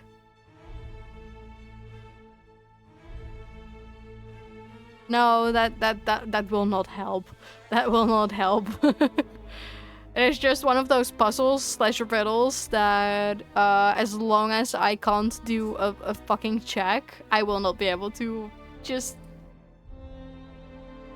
I mean, I can just try something, but there's a big chance that it is trapped. Can I inspect this area to see if there is like any like wear and tear in specific areas, or indeed detect if there are traps? Detecting traps is, I believe, perception. Okay, so can I just... yeah, okay. So that is roll 1d20 plus 4. You said perception. Let's see. Does it do the plus 4? Yeah, I don't think I Yeah, you look around, but it is too dark to properly see something, even with your dark sight. Spiral for bread seems right. For form, maybe triangle, and circle for soul. I mean, my Harry Potter nerd is telling me triangle for the other thing. For it's the cloak, I think, in Harry Potter. My brain immediately went there. But I think we can definitely try it. So the spiral is already in. We can put the triangle in next, and then the circle, and just I keep my a piece of cloth on my face to see if I don't get gassed or anything by a trap. What is the total sequence that you put in? First the spiral, then the triangle, then the circle. Alright, you put in the spiral, you put in the triangle, and then as last you put in the circle. Yeah. And as you do, you see the stones that you put in suddenly sink back a few inches, and the ground shakes as the wall opens up before you. Thank you. Thank you. Oh. I need Funos with me. I swear to God. Do you wish to continue? So basically we can continue that way then. Mm-hmm. In that case, I'm gonna first adjust this a little. I'm gonna basically move it to like there. I also like the fact that I said, yeah, like you walk for a long while, you walk for like a while, like you lose track of time, you walk for quite a bit, and you make the smallest tunnel in existence. I don't know what else is gonna happen, okay? I know. So I do make it small because I don't want to make it in the same like proportions. This can still connect this way, but you say so I can now go this way. Yeah, you can go into the niche, into the door that you just opened, or you can continue exploring these tunnels. I do kind of want to know if this still connects back.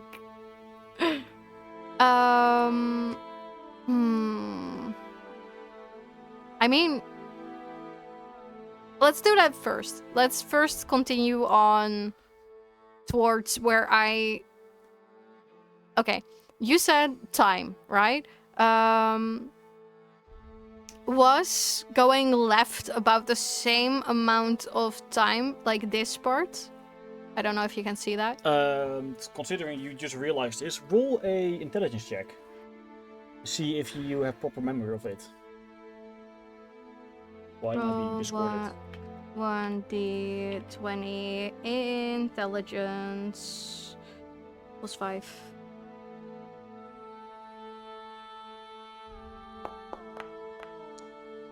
Uh, 14. 14.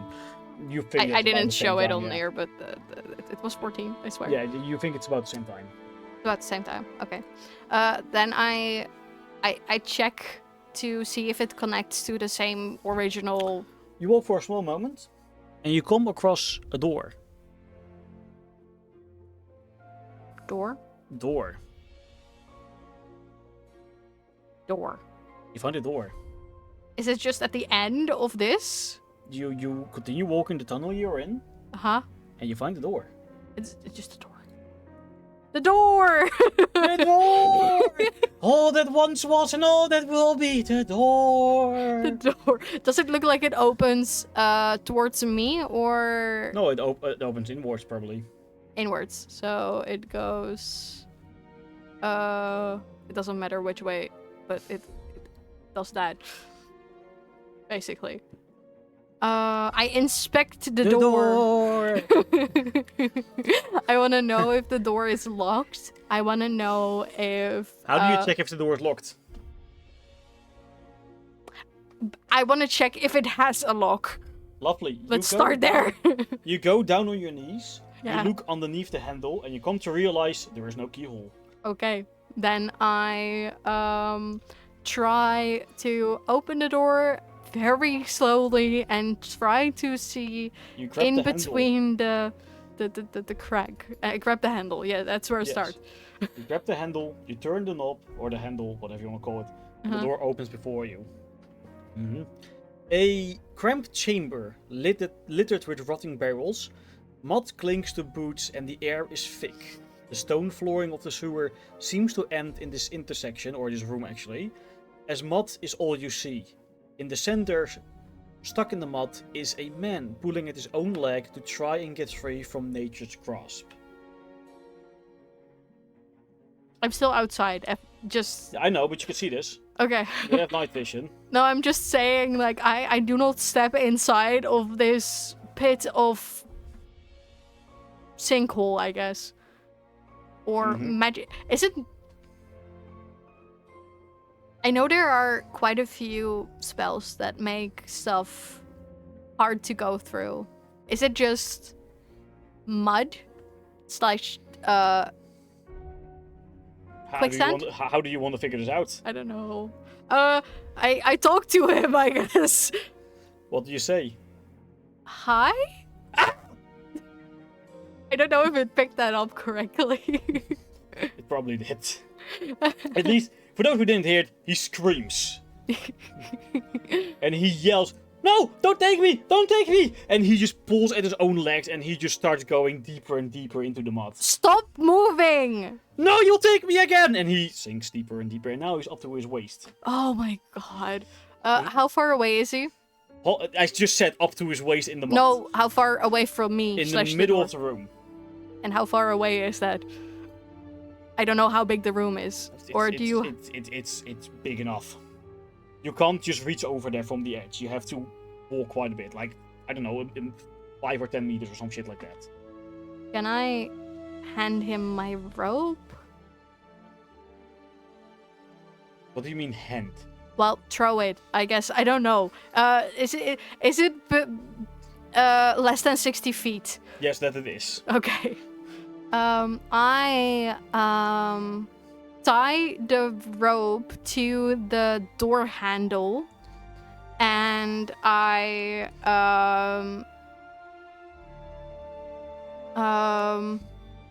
guess I just toss it towards him and say like, "Don't you see what the fuck is happening here? You are literally sinking." You're going to murder me! You're going to murder me! Roll a an acrobatics and eye coordination. Sure. Acrobatics +8. That's that's me being a kitty cat. 1d20 +8. If you roll 1 now, I will laugh because I know exactly what I'm going to do. It's the 22. 22. You yeetus your ropes. Yeah. You throw your ropes, and it lands over this man, over this tiefling that stands before you. And in the panic that he already is, he just starts grabbing at the ropes. He starts turning. He falls into the mud, and he just is like, "You are gonna murder me! You're gonna murder me! You're gonna hang me with this rope!" And meanwhile, he is stuck on it. He is stuck. Whether due to your throwing or to him panicking so much that it just wrapped around him. It wrapped around him. Okay. I start pulling on it while it's still the very end is stuck to the door for extra like safety. And now I need an athletics check. Athletics. Yes. That is unfortunate. I know. If only you had a strong, hunkering, bold Goliath with you. Yeah. Because I don't have any bonuses on that.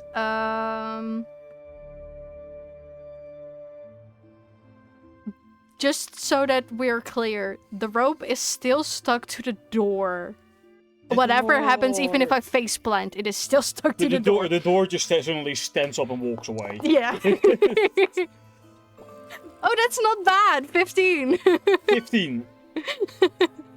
15. That's not too bad. And you pull and you pull and you drag this guy out of the mud over it, and he is tossing and rolling and screaming. And as he finally reaches the stone edge again, he lays on his back and he's just screaming like, "Ah, ah, ah! Don't kill me! Don't kill me!" And the moment that he just looks up to you, he's like, "Wait, you're not one of them." I mean, if I wanted to kill you, I probably would have already, right? I mean, I have a bow and arrow. Like, I could have killed you from here without, like... Yeah, but they took us. And Us? put us on sails. And yeah, us! How many? You see him looking at his fingers and starts counting. And then he looks up at you and like, "I don't know." How far did he come with the counting on his fingers? You were unsure. Because he started with 2 fingers, and then he went to 5, back to 4, and then he started counting on his other hand with 3, and he just looked up like, "I don't know, I can't count." God damn it. What if you just come with me for now? Back to there? No! I'm leaving! And he just tries to stand up, and he grabs the rope and tries to undo himself the rope, and he trips over it and falls on the floor again. I think you don't have a choice in the mother right now. I am not going back there! Back where? Back to the prison! Back to the cultist back to the weird people. I don't know. He's not here. Where is there? It's I don't know. And you just I basically just grab him by the rope, untie him from the door, and like basically drag him towards the little the little niche, I guess, we just opened. This way? you come back to the niche and you see that the niche is closed again, and that the keystones or the basic relief stones are laying in front of it where you originally found them.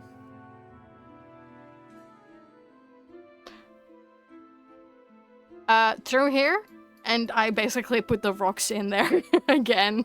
In which order? Spiral, then triangle, then circle. Okay. The door once again opens with the ground vibrating, and as the door opens, this dude, he just passes out. I'm gonna take that as a yes, and I'm gonna do my best to drag him Into this new area. into this new area. Yes, Okay, okay. and Then in that small case- FYI, if my strength is not good enough to keep dragging him, You're just gonna leave him. what? You're just gonna leave him. No, I have spent enough time around Goliaths to probably be able to turn into one of them. Aha, okay. Well, in that case, close your map and go back to Foundry. Foundry. Okay. Foundry. Yes.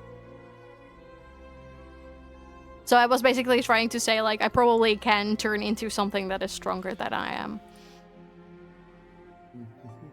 Hold up. There we go. Did you do it? Oh. You are there. Trying to drag this. And I believe that you can click on your character and move him about with the WASD keys or the arrow keys. I can just move it like this. I can't do it with WASD, but I can. The arrow keys then. I can drag it and Okay. go. Where you go? I mean, And the doors once again close behind you for a few moments. if the doors close, I leave him right In the there, middle? basically. Do you leave him in the middle of the door? No, Okay. I mean, Just at the door. after the door. Okay, fine. So that is like basically where, like, there-ish, where I am now. In that case, change the music to the next phase. Next phase.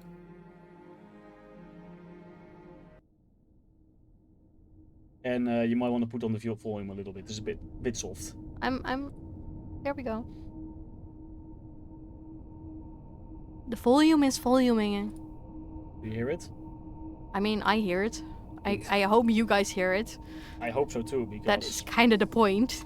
Mm-hmm. How ominous is this? Oh! It is almost as if you're in an evil place. Yeah. I mean, I basically leave him here. That's, like, inside because he can't go anywhere because the door closed, right? So, where do you go? Forwards. You enter the first room, the main room. A vast what? How do you pronounce this? I wrote this. Vestibule. A vast hall opens before you. Its walls draped in slick, emerald-hued seaweed that pulses with faint bioluminescence. Two massive stone tables stand at opposite ends, and each carved with shallow reliefs of marine life and sunk slightly into the cavern floor. At the room's center rises a twisted tree of green basalt, and its gnarled limbs cradled a dark orb encrusted in seaweed. The three stout doors, each sealed by a symbol, await beyond, their locks inert. So this is a door, that is a door, and I'm guessing the other door is in front, where I can barely not see it. Just so you know, I gave you a light source. So, like you're holding a torch. And that's how far you can see. And beyond that, in the black and white, is your dark vision. Okay.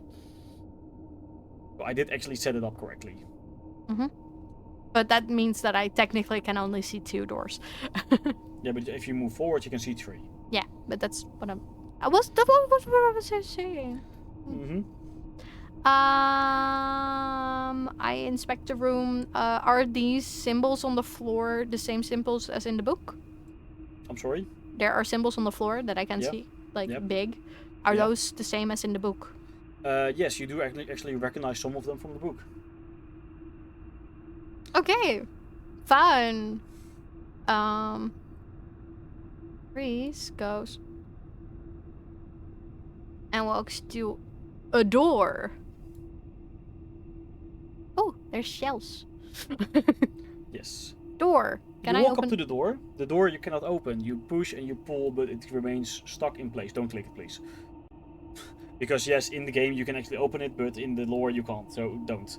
Okay, On the door. Shut up. I'm not finished. Oh. On the door. Let's see, which one was it?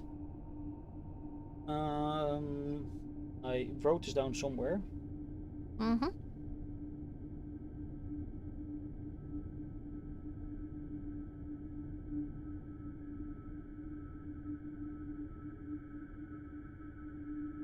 I swear I wrote this down somewhere. Yes, this door has a depiction of a wave. Wave. A wave. Wave. And yes, this is another puzzle. Good luck. Ugh. Wave. I'm guessing the other door that we just came through didn't have anything Nope. on the back. Nope. Then I go inspect the door on the other side. And check if it is something inscribed on it.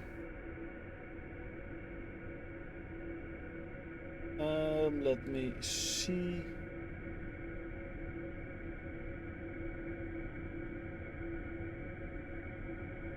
You are that one, and that one has a depiction of a coiled fish. Coiled fish. Yeah. Okay. Then I go and check the last door. Pretty. The last door, as it is covered in sea litter, basically, it has a depiction of a salt pocket shell.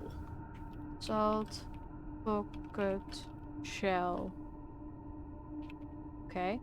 I have seen that there are some things here. Yes. Do these items correlate with the things? On the map, not really, but yes. They are supposed to. Okay. Yeah. The table depicts a large, just drawn onto it, like carved into the stone that it is. It depicts a large wave crest, followed by a mid-sized fish, and a small shell from left to right. What was the first thing you said? A large wave crest, so a symbol of a wave. Wave. A mid-sized fish and a small shell. Okay. But you said it was carved into it and not. Yeah, like symbols. Do they look like pressing plates or something? No, they look like they are carved into the table. Okay. So it's basically just the same symbols as are on the doors. Bit different, but yeah. I mean, they're a little different, but it's not like I can take them and put them on top of a door or something. And the doors were carved with them, right? Yep. So it's not like I can take any of the symbols from the door. Is there anything on this table? Go. You find on that table 3 horns. 3 horns. 3 horns. You find a horn made out of a whale jaw and barnacles. Okay. You find another horn made out of a fish spine. Okay. And you find a third horn made out of a Conch? Conch shell. A fucking shell. Shell. Okay. And Yeah. on the table is inscribed first the thunder, then the current, and then the whisper. Okay. Thunder, current, whisper. Right? Mm-hmm.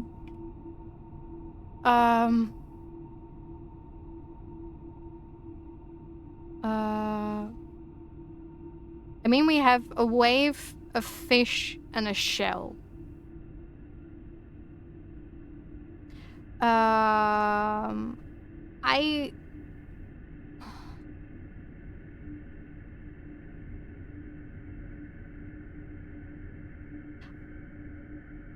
On one hand, I would probably expect the wave, in this case, to mean thunder. Because a fish can make current, but a shell can't. But on the other hand, a wave might also work for that.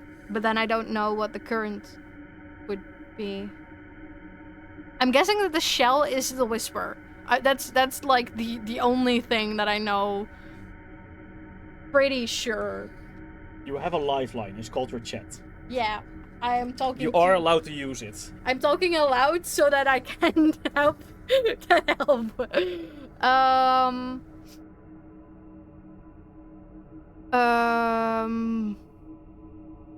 Also, but on the other hand, the one with the... You said very specifically the horn with the jaw and barnacles.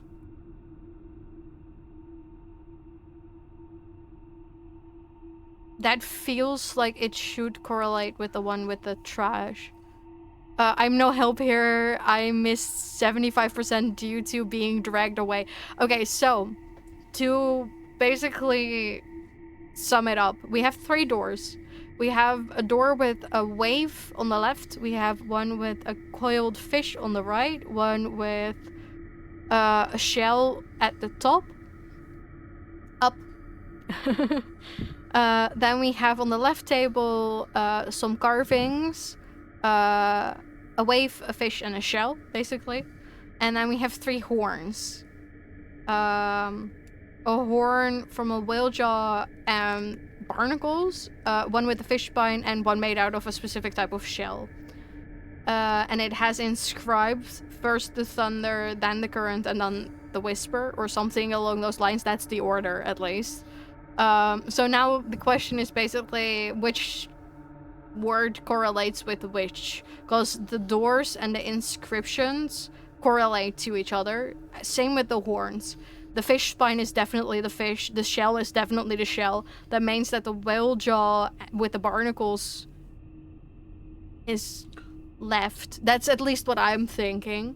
On the other hand, the one with the barnacles and the whale jaw could also mean that they belong to the messy door because it has so much trash on it.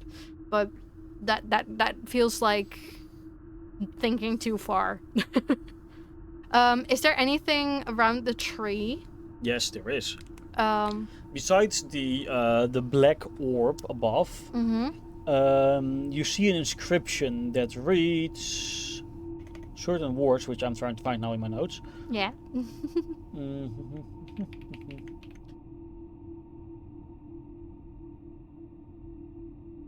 I just remembered that I didn't check the tree. The inscription says, "The cavern demands the song of the deep." Okay. So I need to blow the horns. That is what I'm thinking with that.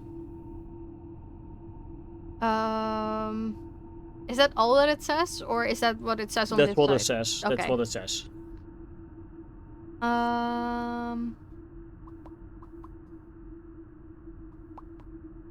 Do I just go with my gut feeling? Which is? My gut feeling says, either see if the horns can be... Like, it's just the different signs inscribed, right? in the table and the doors. It's not like the horns would fit into a slot or something like that. You have not found any place to put them in no, besides I'm yourself. I'm gonna guess then that I need to blow the horns in a specific order, and my gut feeling is that the thunder correlates with the wave, which correlates with the first horn you said, the whale jaw with barnacles, because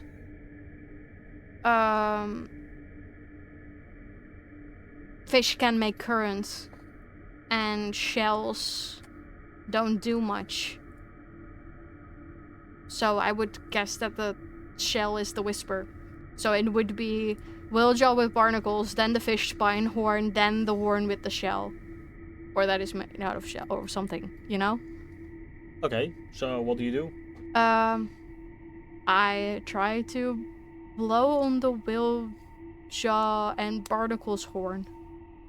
You blow on the horn and a deep, heavy tone erupts from it. It fills this room with a loud, deep noise, after which you hear the sound of water dripping down and the symbols on the ground pulsing in a sickly green light. The water's coming down the walls. It drips down. Drips down. Is the table that I'm at away from the wall, or is it against? It's against the wall. Okay, so standing on this table is not gonna help me. I prepare for water.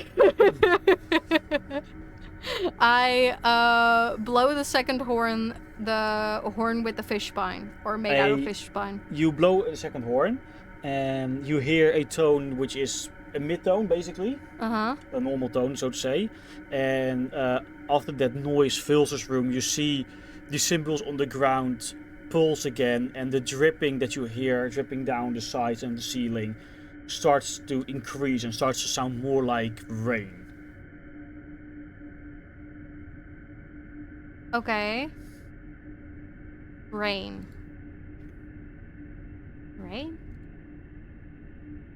Okay. Then I blow the horn on with the shell. Also, I am noticing I should be standing here because that's where the horns are.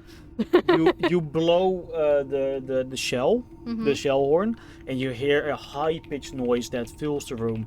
You see again the symbols on the ground pulsating with a green light, and where before you heard rain, you suddenly hear the loud explosion of thunder as a lightning strike goes from the tip of the tree up into the ceiling, or perhaps the other way around. Yeah. And then just silence. Okay. So it is supposed to be the one with the shell. Because that is thunderous. The first one that resulted in dripping from the walls was a loud sound, right? It was a deep sound, a low tone.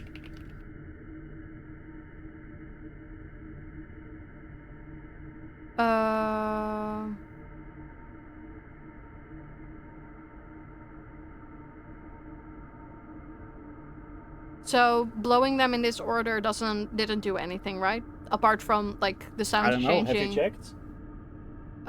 No, I have not checked. I will check. I'm gonna go and check the door that is closest to me. Are you sure?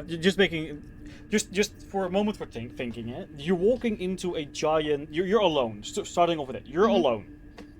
You're walking into what looks like an underground evil layer of some sorts. Yeah. Nobody is in the first room. So your plan is to go through the biggest door there is. No, I'm not saying going through it. I want to check out if anything happened to the door. Well, there's only one way to figure it out, to try and open it. If you're saying that, then I don't want to open that door. No, that's true. No, I was just gonna look at the door to see if anything changed to the door itself. Not that you can see. Okay. Um, if I actually have to try to open a door to see if anything changed, I will start with one of the other doors, and I kind of want to start with let's see, left was wave, right? Yeah. Left was wave. I don't Right want was to. I push. don't want to start with the wave. I am too scared of water.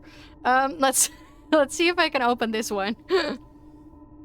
Where before you push and pulled upon one of the doors, it wouldn't budge, but now it opens with ease, and a new room appears beyond.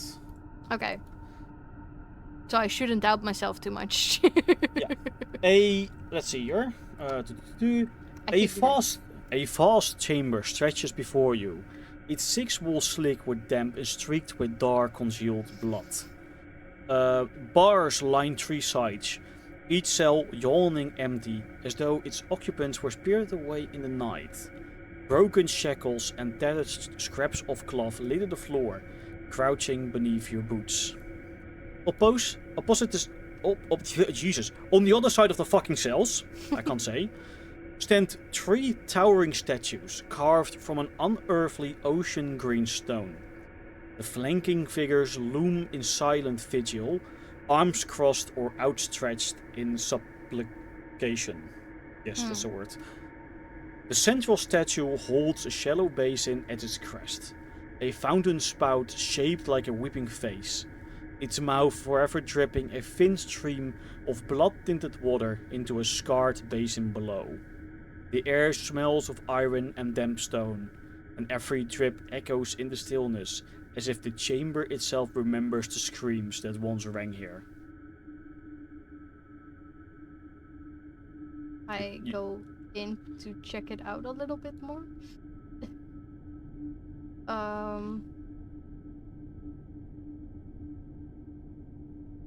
So there's blood and dead people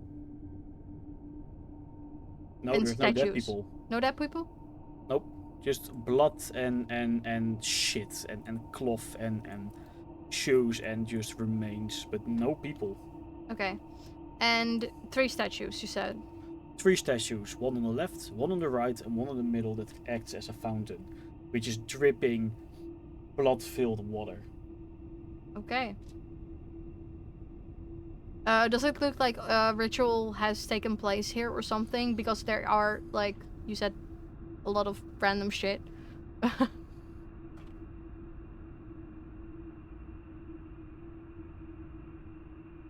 Does it look like a ritual took place here? I mean, there's blood everywhere. I don't know, man.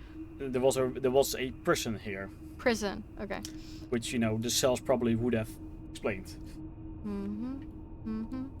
Checks the next door.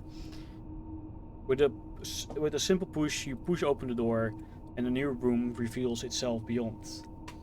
A vaulted chamber stretches before you, its 6 walls swept by currents of damp sea air that carry distant echoes of applause. Rough-hewn wooden planks form tiered benches on 3 sides, each row rising like the decks of a sunken amphitheater. At the southern wall stands a salt-stained podium carved from driftwood and black basalt, its surface edged with half-legible runes and a trio of shelf motifs. Saltwater seeps between the boards underfoot, pooling in shallow channels that funnel towards the grated drain beneath the stage. But no people. And no people. And if you move in, you might find something. Another door. Yes. The door! The door! How does this door look like? Can I open it? Yes, you can just push it open. Open. Can I click? Yes. Click. The door! A vaulted hallway stretches before you, and it's swept by currents of damp sea air that carries distant echoes. That's the wrong place. That's the wrong. How did I fuck that one up? Okay, so I didn't change that. It's a cavern hallway that goes. That just goes. Yeah. I'm gonna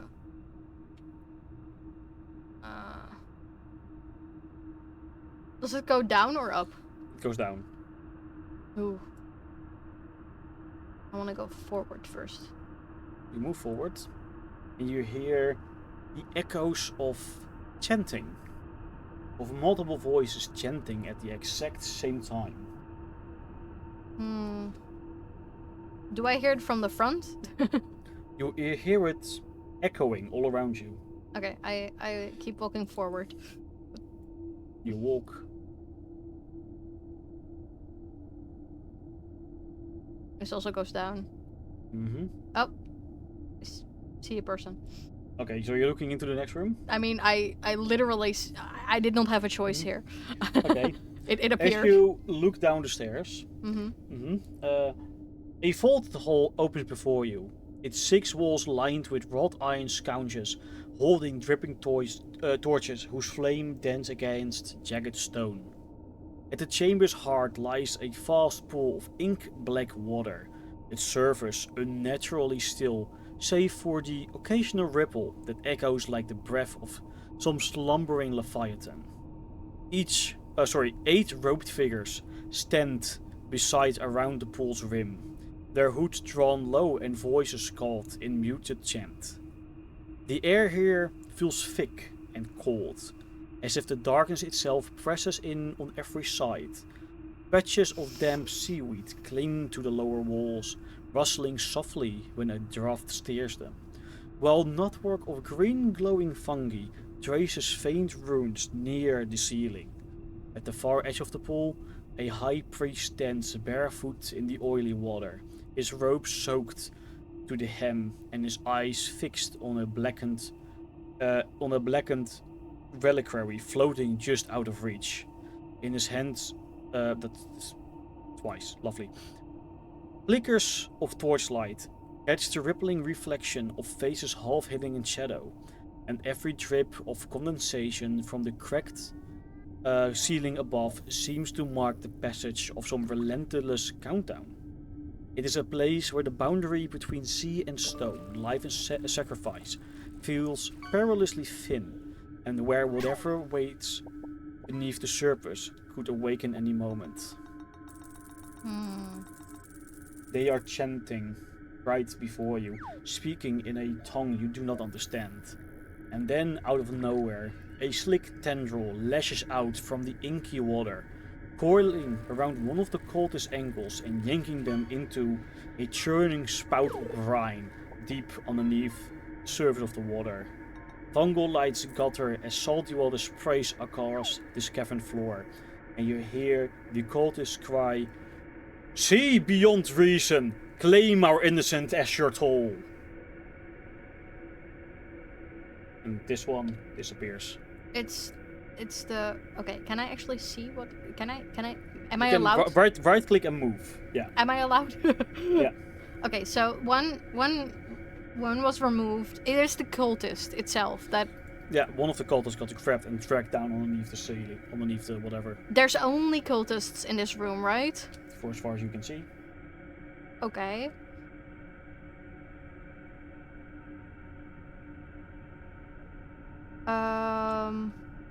As you stand there, confused at what's going on, Yeah. a thinner arm snakes through a crack overhead, seizing a second cultist by the wrist and flipping them headfirst into the fetid pool. The impact sends a geyser of dark water drenching nearby pillars. The cultists wail, "Churning depths, we feed your endless maw with our fervent blood." And the next one disappears. I mean, it's just the cultists themselves, and the book and Serena both basically let me here. And our human said that I might find answers here. I kind of don't want to, like, they're only killing themselves. I kind of don't want to stop this, even though there might be some bad happening after Multiple smaller appendages erupt from the surface of the water, wrapping around a third cultist midsection and dragging them beneath a rolling wave of water. Fungal spores drift free as lamps stutter in the upheaval, or torches in this case. The cultist intone, "Cradle us in your crushing arms, O Lord of Black Waters." And the next one disappears. Do you wish to move closer to see what's going on?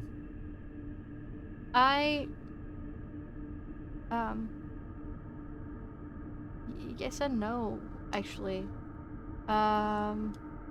Because I feel like if I get closer, I might be the one that is grabbed, and that doesn't sound great.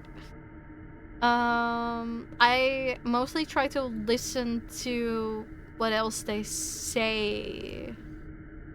I don't know. As Should you I? stand there unsure about yourself, Yeah. a long, sinewy limb bursts from the pool to seize the fourth one's throat, hoisting them into the air before flinging them back into the depths. A spray of brine arcs over the chanting circle, and the cultists shout, "From briny abyss, the storm-swept shore, let our souls wander where light dare not go." And another one was taken. I think I do want to move closer now. Can I just go here and just Sure. wait, how far is that? I want to be like far enough still. I'll go here, and I basically shout Cool, like, roll stealth check. no, I was gonna say, and I shout, "What the fuck are you guys doing?" Do not do not underestimate my stupidity in this kind of situation where I do not know what the fuck is going on. I just basically try to... The cultists ignore you, and only the priest at the top looks over at you. From under his hood you see a grin, a sickly grin that coughs without actually coughing. You feel nauseous simply looking at it. And then a massive club-like tentacle slams into the reliquary's base, the thing that floats in front of the high priests. Then sweeps out to hoist another by the waist and vanishes into a cascade of water and falling fungus shards. The cult is not skipping a beat. Proclaim, "Hunger than hunger than time. Taste our devotion in this sacrificial wave." And the one standing before you disappears. Okay.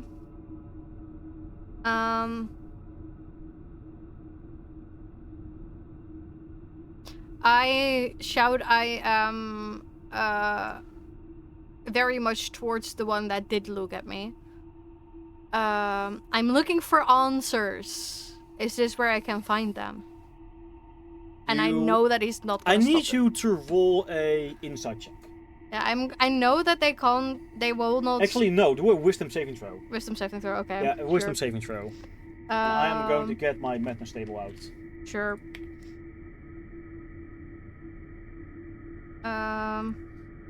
Sorry, which saving throw? Wisdom. Wisdom.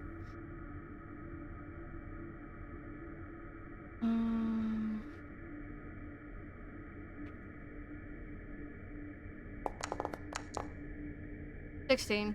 16.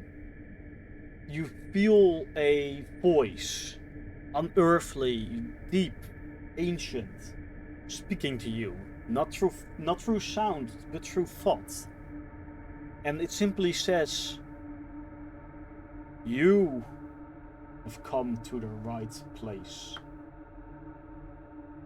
And as that happens, twin tendrils coil around a sixth cultist's leg, pinning them in place as they're drawn under amid an unearthly roar that resonates deep within the water. The fungal glow dims momentarily with the struggle, and the cultists, the few that remain, chant, "Let the ocean's void echo our fate." No, wait, sorry, fuck. It's the wrong one. They intone, "We surrender our breath and bone to your fathomless grace." And another one disappears. Can I make a check if I have an idea if it was the origin of the tentacles talking to me, or it was the top. Sorry, what are you trying to do? I want to know if it is the origin of the tentacles that was And like how do you speaking want to to me do in that? my mind. I don't know. Well, if you don't know, then Can how I do you want to do it? compare the sound in my mind to? I don't know. To the roars coming from underwater? How do you No, want to do no, that? no, no, no. The chanting and the talking, is that also including the guy that is at the top of the map? He's also chanting, yes. Can I compare it to his or whatever voice I can make out from the people that are talking? Sure, roll an insight, and then after that a wisdom saving throw. Sure. So first insight, which is +4. Roll 1d20 +4. Shut up. It's supposed to be a space there. Ooh. That is a nat 20. Mhm. And then the wisdom saving throw. Yeah. 1d20 +1. 11. That's not good enough. Uh, As you listen, at least try to figure out the voice amongst the chanting, especially now there are a few less, you come to realize that the voice that you heard in your head is not the high priest. Okay. So instead, in your mind, you try and bring back what it sounded like, and you hear the same voice saying to you as it creeps from the edges of your mind closer to the middle. It says, "Why resist?" And I need you to roll a d100. 1d100. No. 44.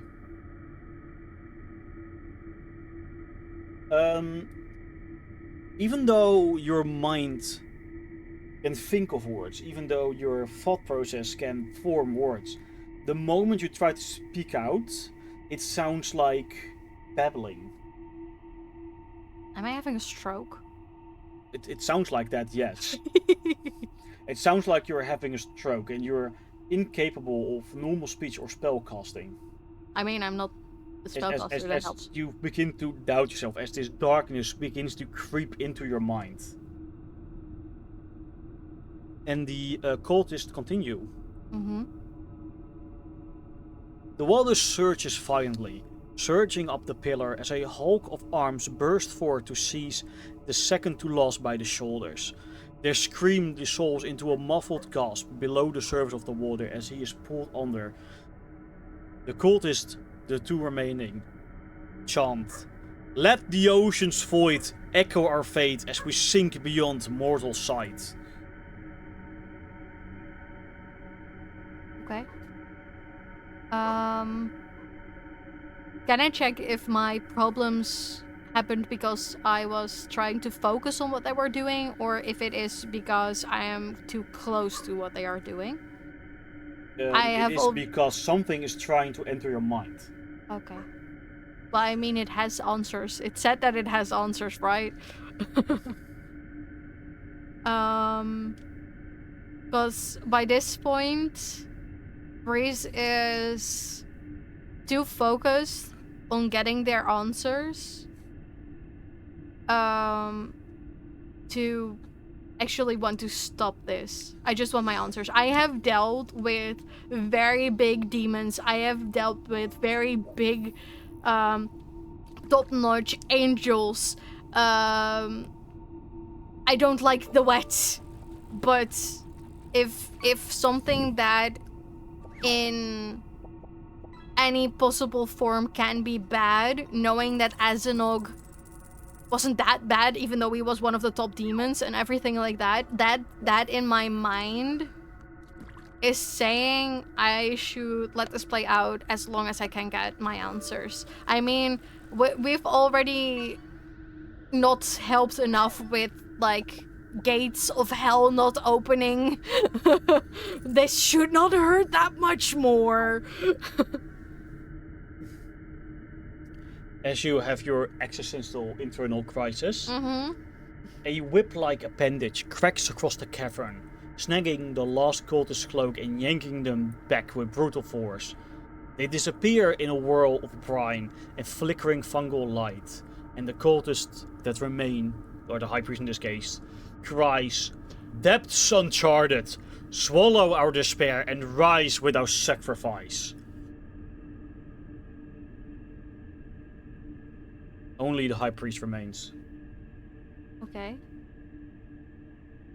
You do nothing. I need from you another wisdom saving throw, by the way. Roll 1d20 plus 1. That was so close to being a 2. It's 5. That's not enough, but still. It's 5. A voice in your head, or the voice in your head returns, and a darkness creeps closer. Memories just out of reach. They're there still, but you can't reach them anymore for some reason. Okay. And the voice, the deep voice, simply says, "Come." Come? Come, as in come closer. Not the other come. Of course. And as you hear that voice, you see a final tendril surging with feral desperation, wrapping around the priest's torso as he hurls his dagger into the reliquary. With guttural incantation, the reliquary shatters in a roar of splittering stones, and the abyssal spawn claws free as he is dragged under. The high priest howls with his final breath. "I bind my spirit to your waking storm. O mighty one, great one, you who we call Yargatal. Rise, ancient power, from the drowned depths below." And as the reliquary shatters, the black water hisses and churns as though boiling for some unseen fire. A low, keening moan rises from the depths, shaking the very stones beneath your feet. Great bubbles break the surface in rapid succession, each burst sending shards of oily skittering across its rim. And I need to prepare something quickly. Shrine, should be this one. Suddenly, the pool explodes outwards. A massive, singleless limb, slick and pallid, arches into view, followed by more tentacles bristling and curling, each tipped with suckers the size of shields. Between them, a hulking form slithers up, a head vast as a large ship, eyes the colors of drowned stars and lined with jagged, coral-encrusted ridges. The thing drips corrosively ichor with every movement. Its maw, lined with rows of nail-like teeth, opens in a silent scream that echoes like the world breaking in two. The torches gutter as a pulse of eldritch energy ripples outwards from its crown of spiny growths. And in that moment, the chamber's torchlights bend away, swallowed by the horror newly risen, an ancient power made flesh and hungry for the souls it has summoned here. You know what you see before you, and you know that you cannot take this monster on. You know it is too much, even for someone as experienced as you. Maybe if you had your old party, maybe if you were more attuned to this world, but now is not the time. Escape is the only way possible. A horror has been unleashed upon this world, a horror you have seen before. A horror similar to those that swallowed your old world, destroyed your home and took your friends. A horror that you have seen towering over cities and eaten them as if they were just a biscuit. And you know that whatever is breaking into this world is what also destroyed your last. But that's an issue for later. Now, you believe it is time to leave. I do have my answers. Do I feel like I need to leave, or do I need to... You feel like you need to get the fuck out or you're gonna die. Okay. And you can't move through stone. I was still trying to.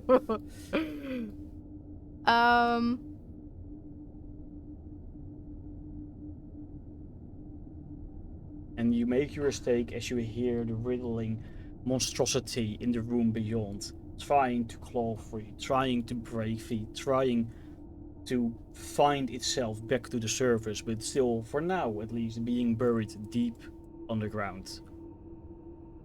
Okay. And you leave. And I leave. Can I?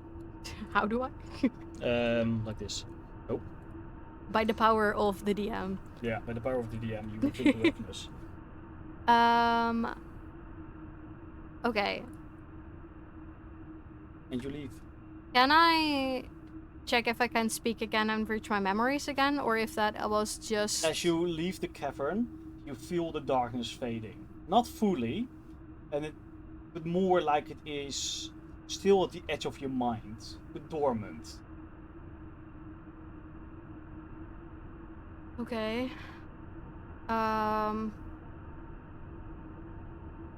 That leaves me with one problem. Which is? The gold. The gold, yes. Can I make an, I think, insight check to see if the gold would be inside of there, or if it was supposedly somewhere else? Inside of the like, if there is another door where a prisoner was kept, or if there's like You didn't check, you don't remember. no, but I'm trying to say if see if there, like, we had the safe from the rich family, right? That was also not inside of their house themselves, but it was inside of the sewers. I want to basically...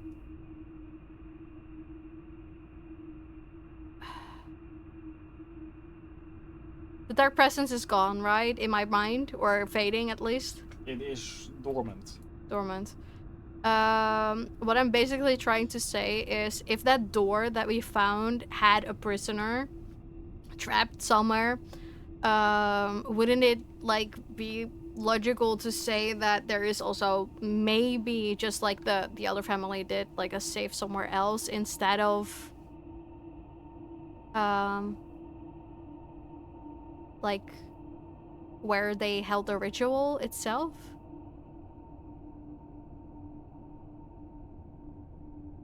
Well, you haven't found it yet.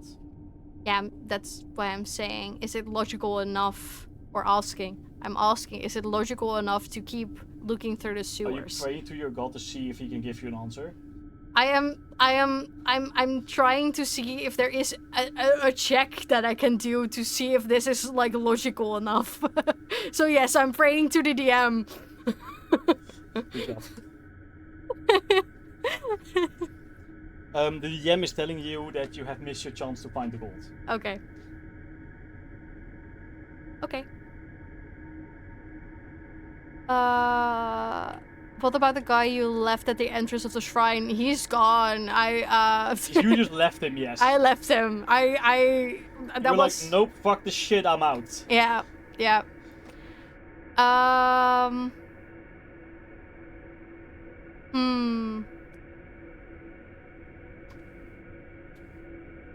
How do I go about this?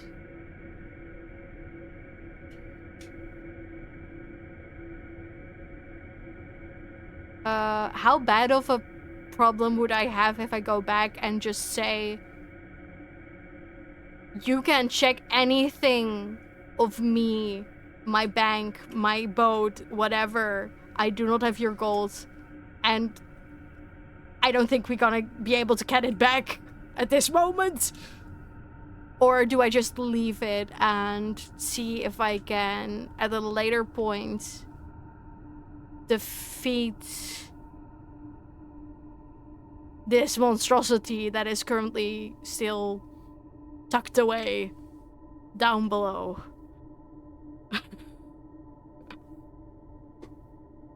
I'm trying to see, like, am I still able to use this quest at a later date? I guess you will learn. I will learn.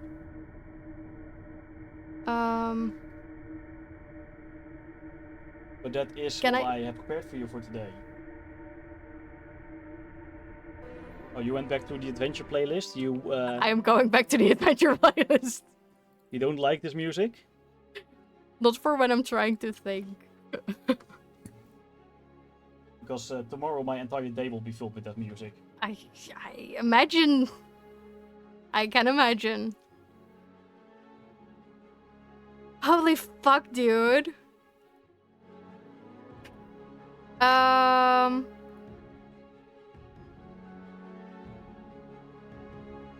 I am not gonna ask you the thing that I kind of want to ask you. Because there might still be options.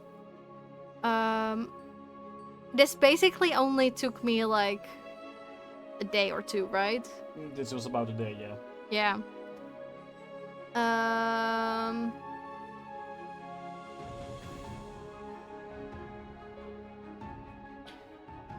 Should we say that it took a little longer to get through the book or something like that? Or Through the what? the book?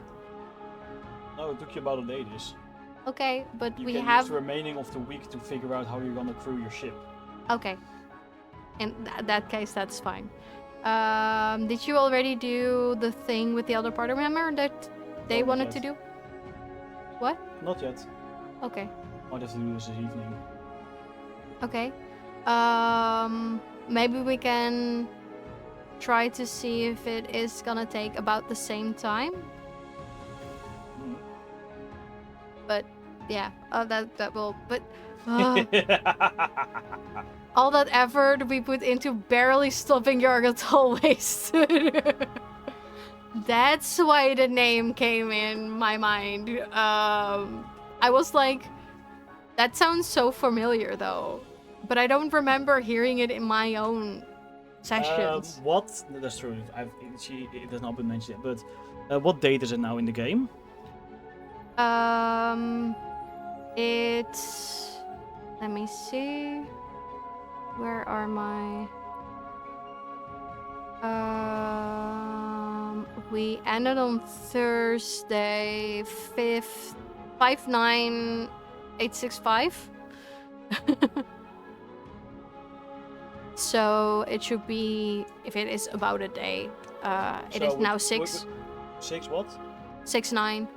So, basically, the events of Yargatal's first eruption, which was done by another party, was about a month and 1.5 months before this. So they won time, mainly. Okay. And now he has escaped.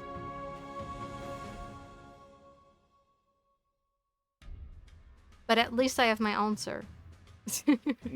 A new problem, a big problem, but it is an answer. If you want to, you can go back to the chatting, because the D&D part is done for today. Yeah, let me... Oh. Do you want me to take away your DM screen? No.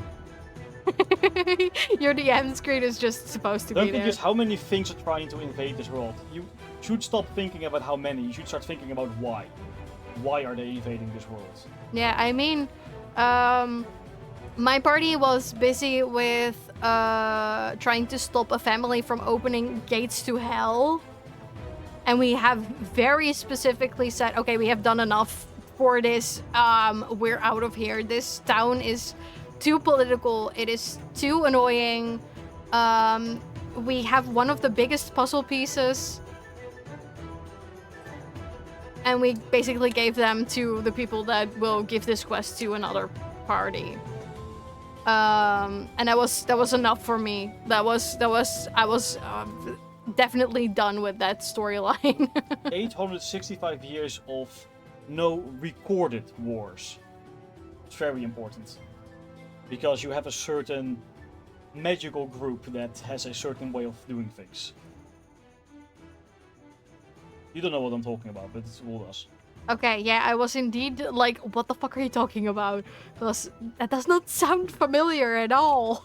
I know, because you are not on that point of your campaign. You literally just had the beginning, the introduction. Yeah. The fucking tutorial Yeah. of the world. Uh-huh. Now the shit is starting to go down. Yeah. I mean, they are currently in the second act of their campaign out of 4. I mean, we're gonna start session 9. You just lost. You just got out of the tutorial, basically. And I fucked shit up! But at least I got answers. That was, like, my main objective here. I wanted answers. And, I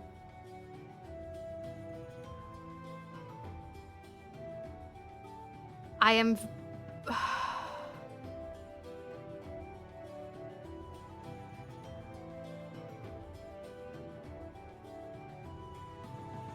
Serena said the one city.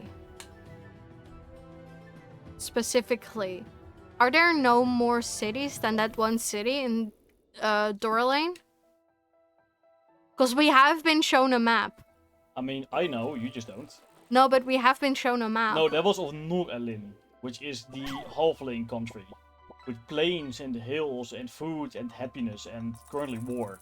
Okay. Dorelin is the Wood Elf territory, which is north of Norelin. Which I also asked... There is no map of that yet, because I've not made it yet. Okay, yeah, but in, like, the session, do you remember me talking to the chick? The trader's chick? Yeah. She basically gave me a lot of information, and you said then as well, like, the map doesn't exist yet, but she basically gave me information about it as well. Mm-hmm. So wouldn't it be, like, safe to say that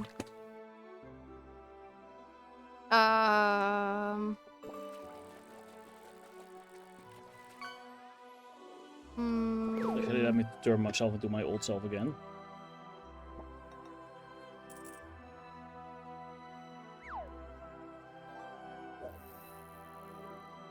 we know that it's on the other side of Norlin. We know we can go there by boat. But I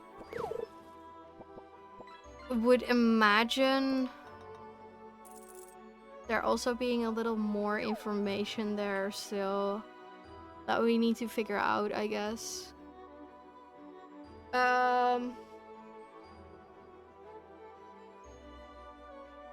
Okay, last question about Dorling. Mm-hmm.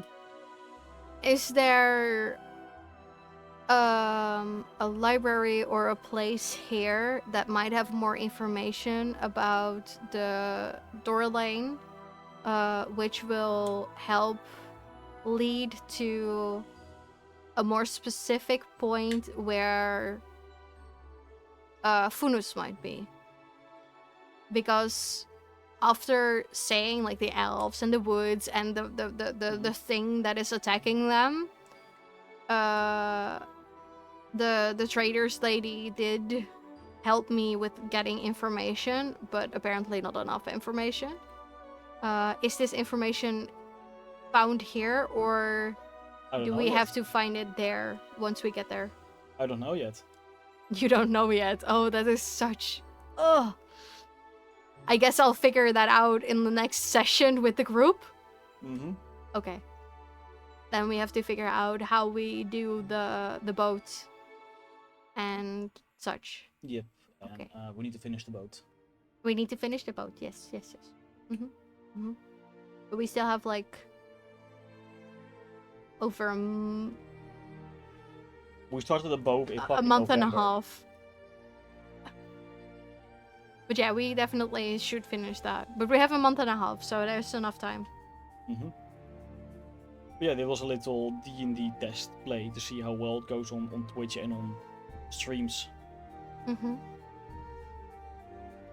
I mean, I would say it works.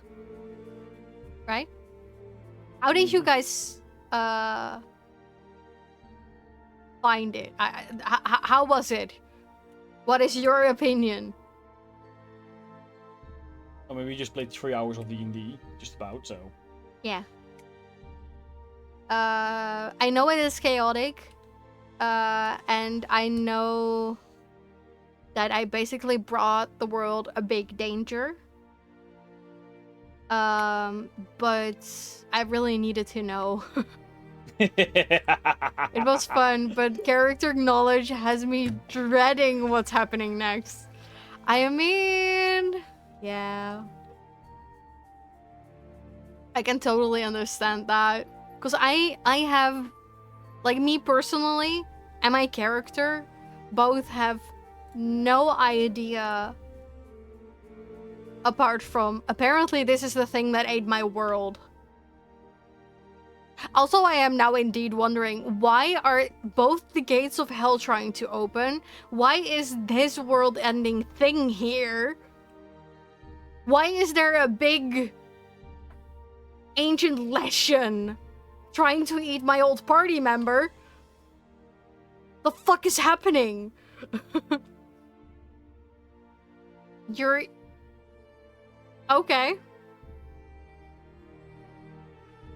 I hope it's yummy, I guess. That's the opening of the gates of hell. Suddenly feels slightly insignificant. Very insignificant, yes. But it already was insignificant enough for me personally to go fuck off and go find Funos. Because since the last campaign with this character, I feel like my priorities has shifted quite a bit because I have seen a literal world end. I've seen a world be eaten and Be destroyed. swallowed by darkness. Yeah, eaten by darkness. That's how I would. Get cheesed. So yeah. I just want to be happy again. I really, really, really liked the old life. No. That is so sad. No, it wasn't, I know. But I really, really liked the old life that we had. I really liked our little home we create. Actually, 2 homes that we created. I miss Yggdrasil. So for a little bit of extra background info, Leor basically planted a tree that he ingrained with druid magic, and it grew into a giant tree that can make portals. So we basically had portals all over the world that we could just go, or at least where we have been. And a big tree that it always came back to. That probably is something Funas would be trying to regain a connection to. I don't think that's gonna happen though. I totally understand that Funas would be trying that, but thinking of portals. I mean, so basically the roots of Yggdrasil were growing around the whole world, just shooting up at the places we planted another, like, portal. That's basically how we got described. So, like, you have, like, a little root arch, and in that is the portal that leads back to Yggdrasil. Funas always kept a stash of Yggdrasil fruit and leaves on him. That's true. That is true. And the fruits of Yggdrasil tasted like whatever you wanted at that moment, which is amazing. And it was guarded by Dalamadur, basically a giant white snake wrapped around it, protecting it. And at some point we encountered dinosaurs and got tiny baby dinosaurs, which should also be there somewhere. And a baby bird that also got left behind. because I wanted feathers and I accidentally touched a baby bird, and baby birds touching is not good. It will make the mummy not want it anymore. So I took it. Infinite feathers glitch. I still should have dinosaur feathers on me, actually. But yeah, that is that was one hell of a session. Holy shit. I'm gonna have to explain some things when I get back to the boat. I'm just gonna go back to my party in full panic, like, oh shit, I got my answers, but the world Small might issue. be ending. Got answers, but I didn't stop the world from ending here. Maybe we should go and try to find a way to get to another one. Oh my god.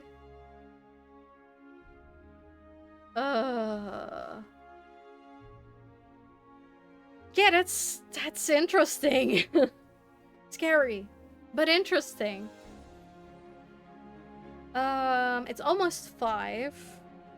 It is almost time for more ads. So there's 2 options.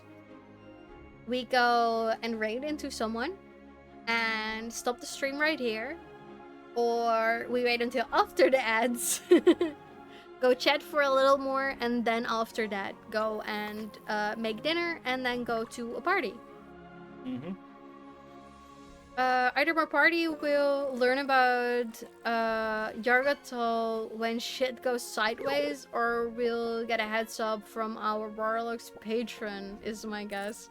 I mean, if you guys have already talked to that patron about this, that sounds about right.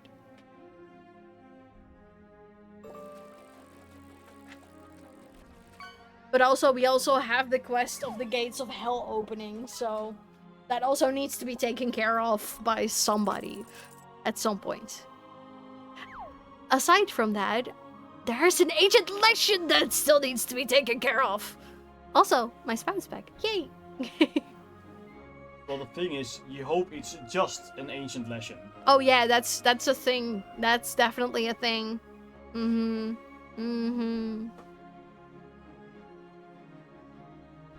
Yeah. I mean, I do have the lore for the Leshen, Wrath of Nature, Primeval Keeper, and the Ancient Leshen. Lovely. So- But I think it is time for us to make dinner. Okay. That's my sprout. Yes.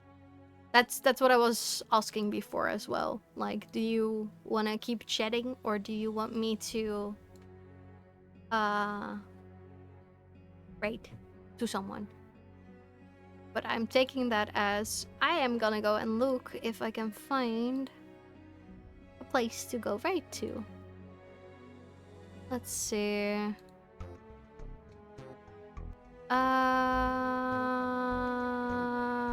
My god.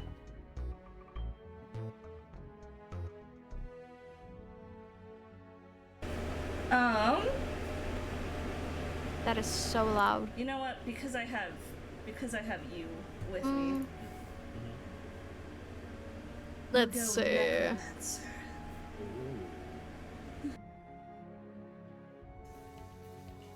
We cannot allow that.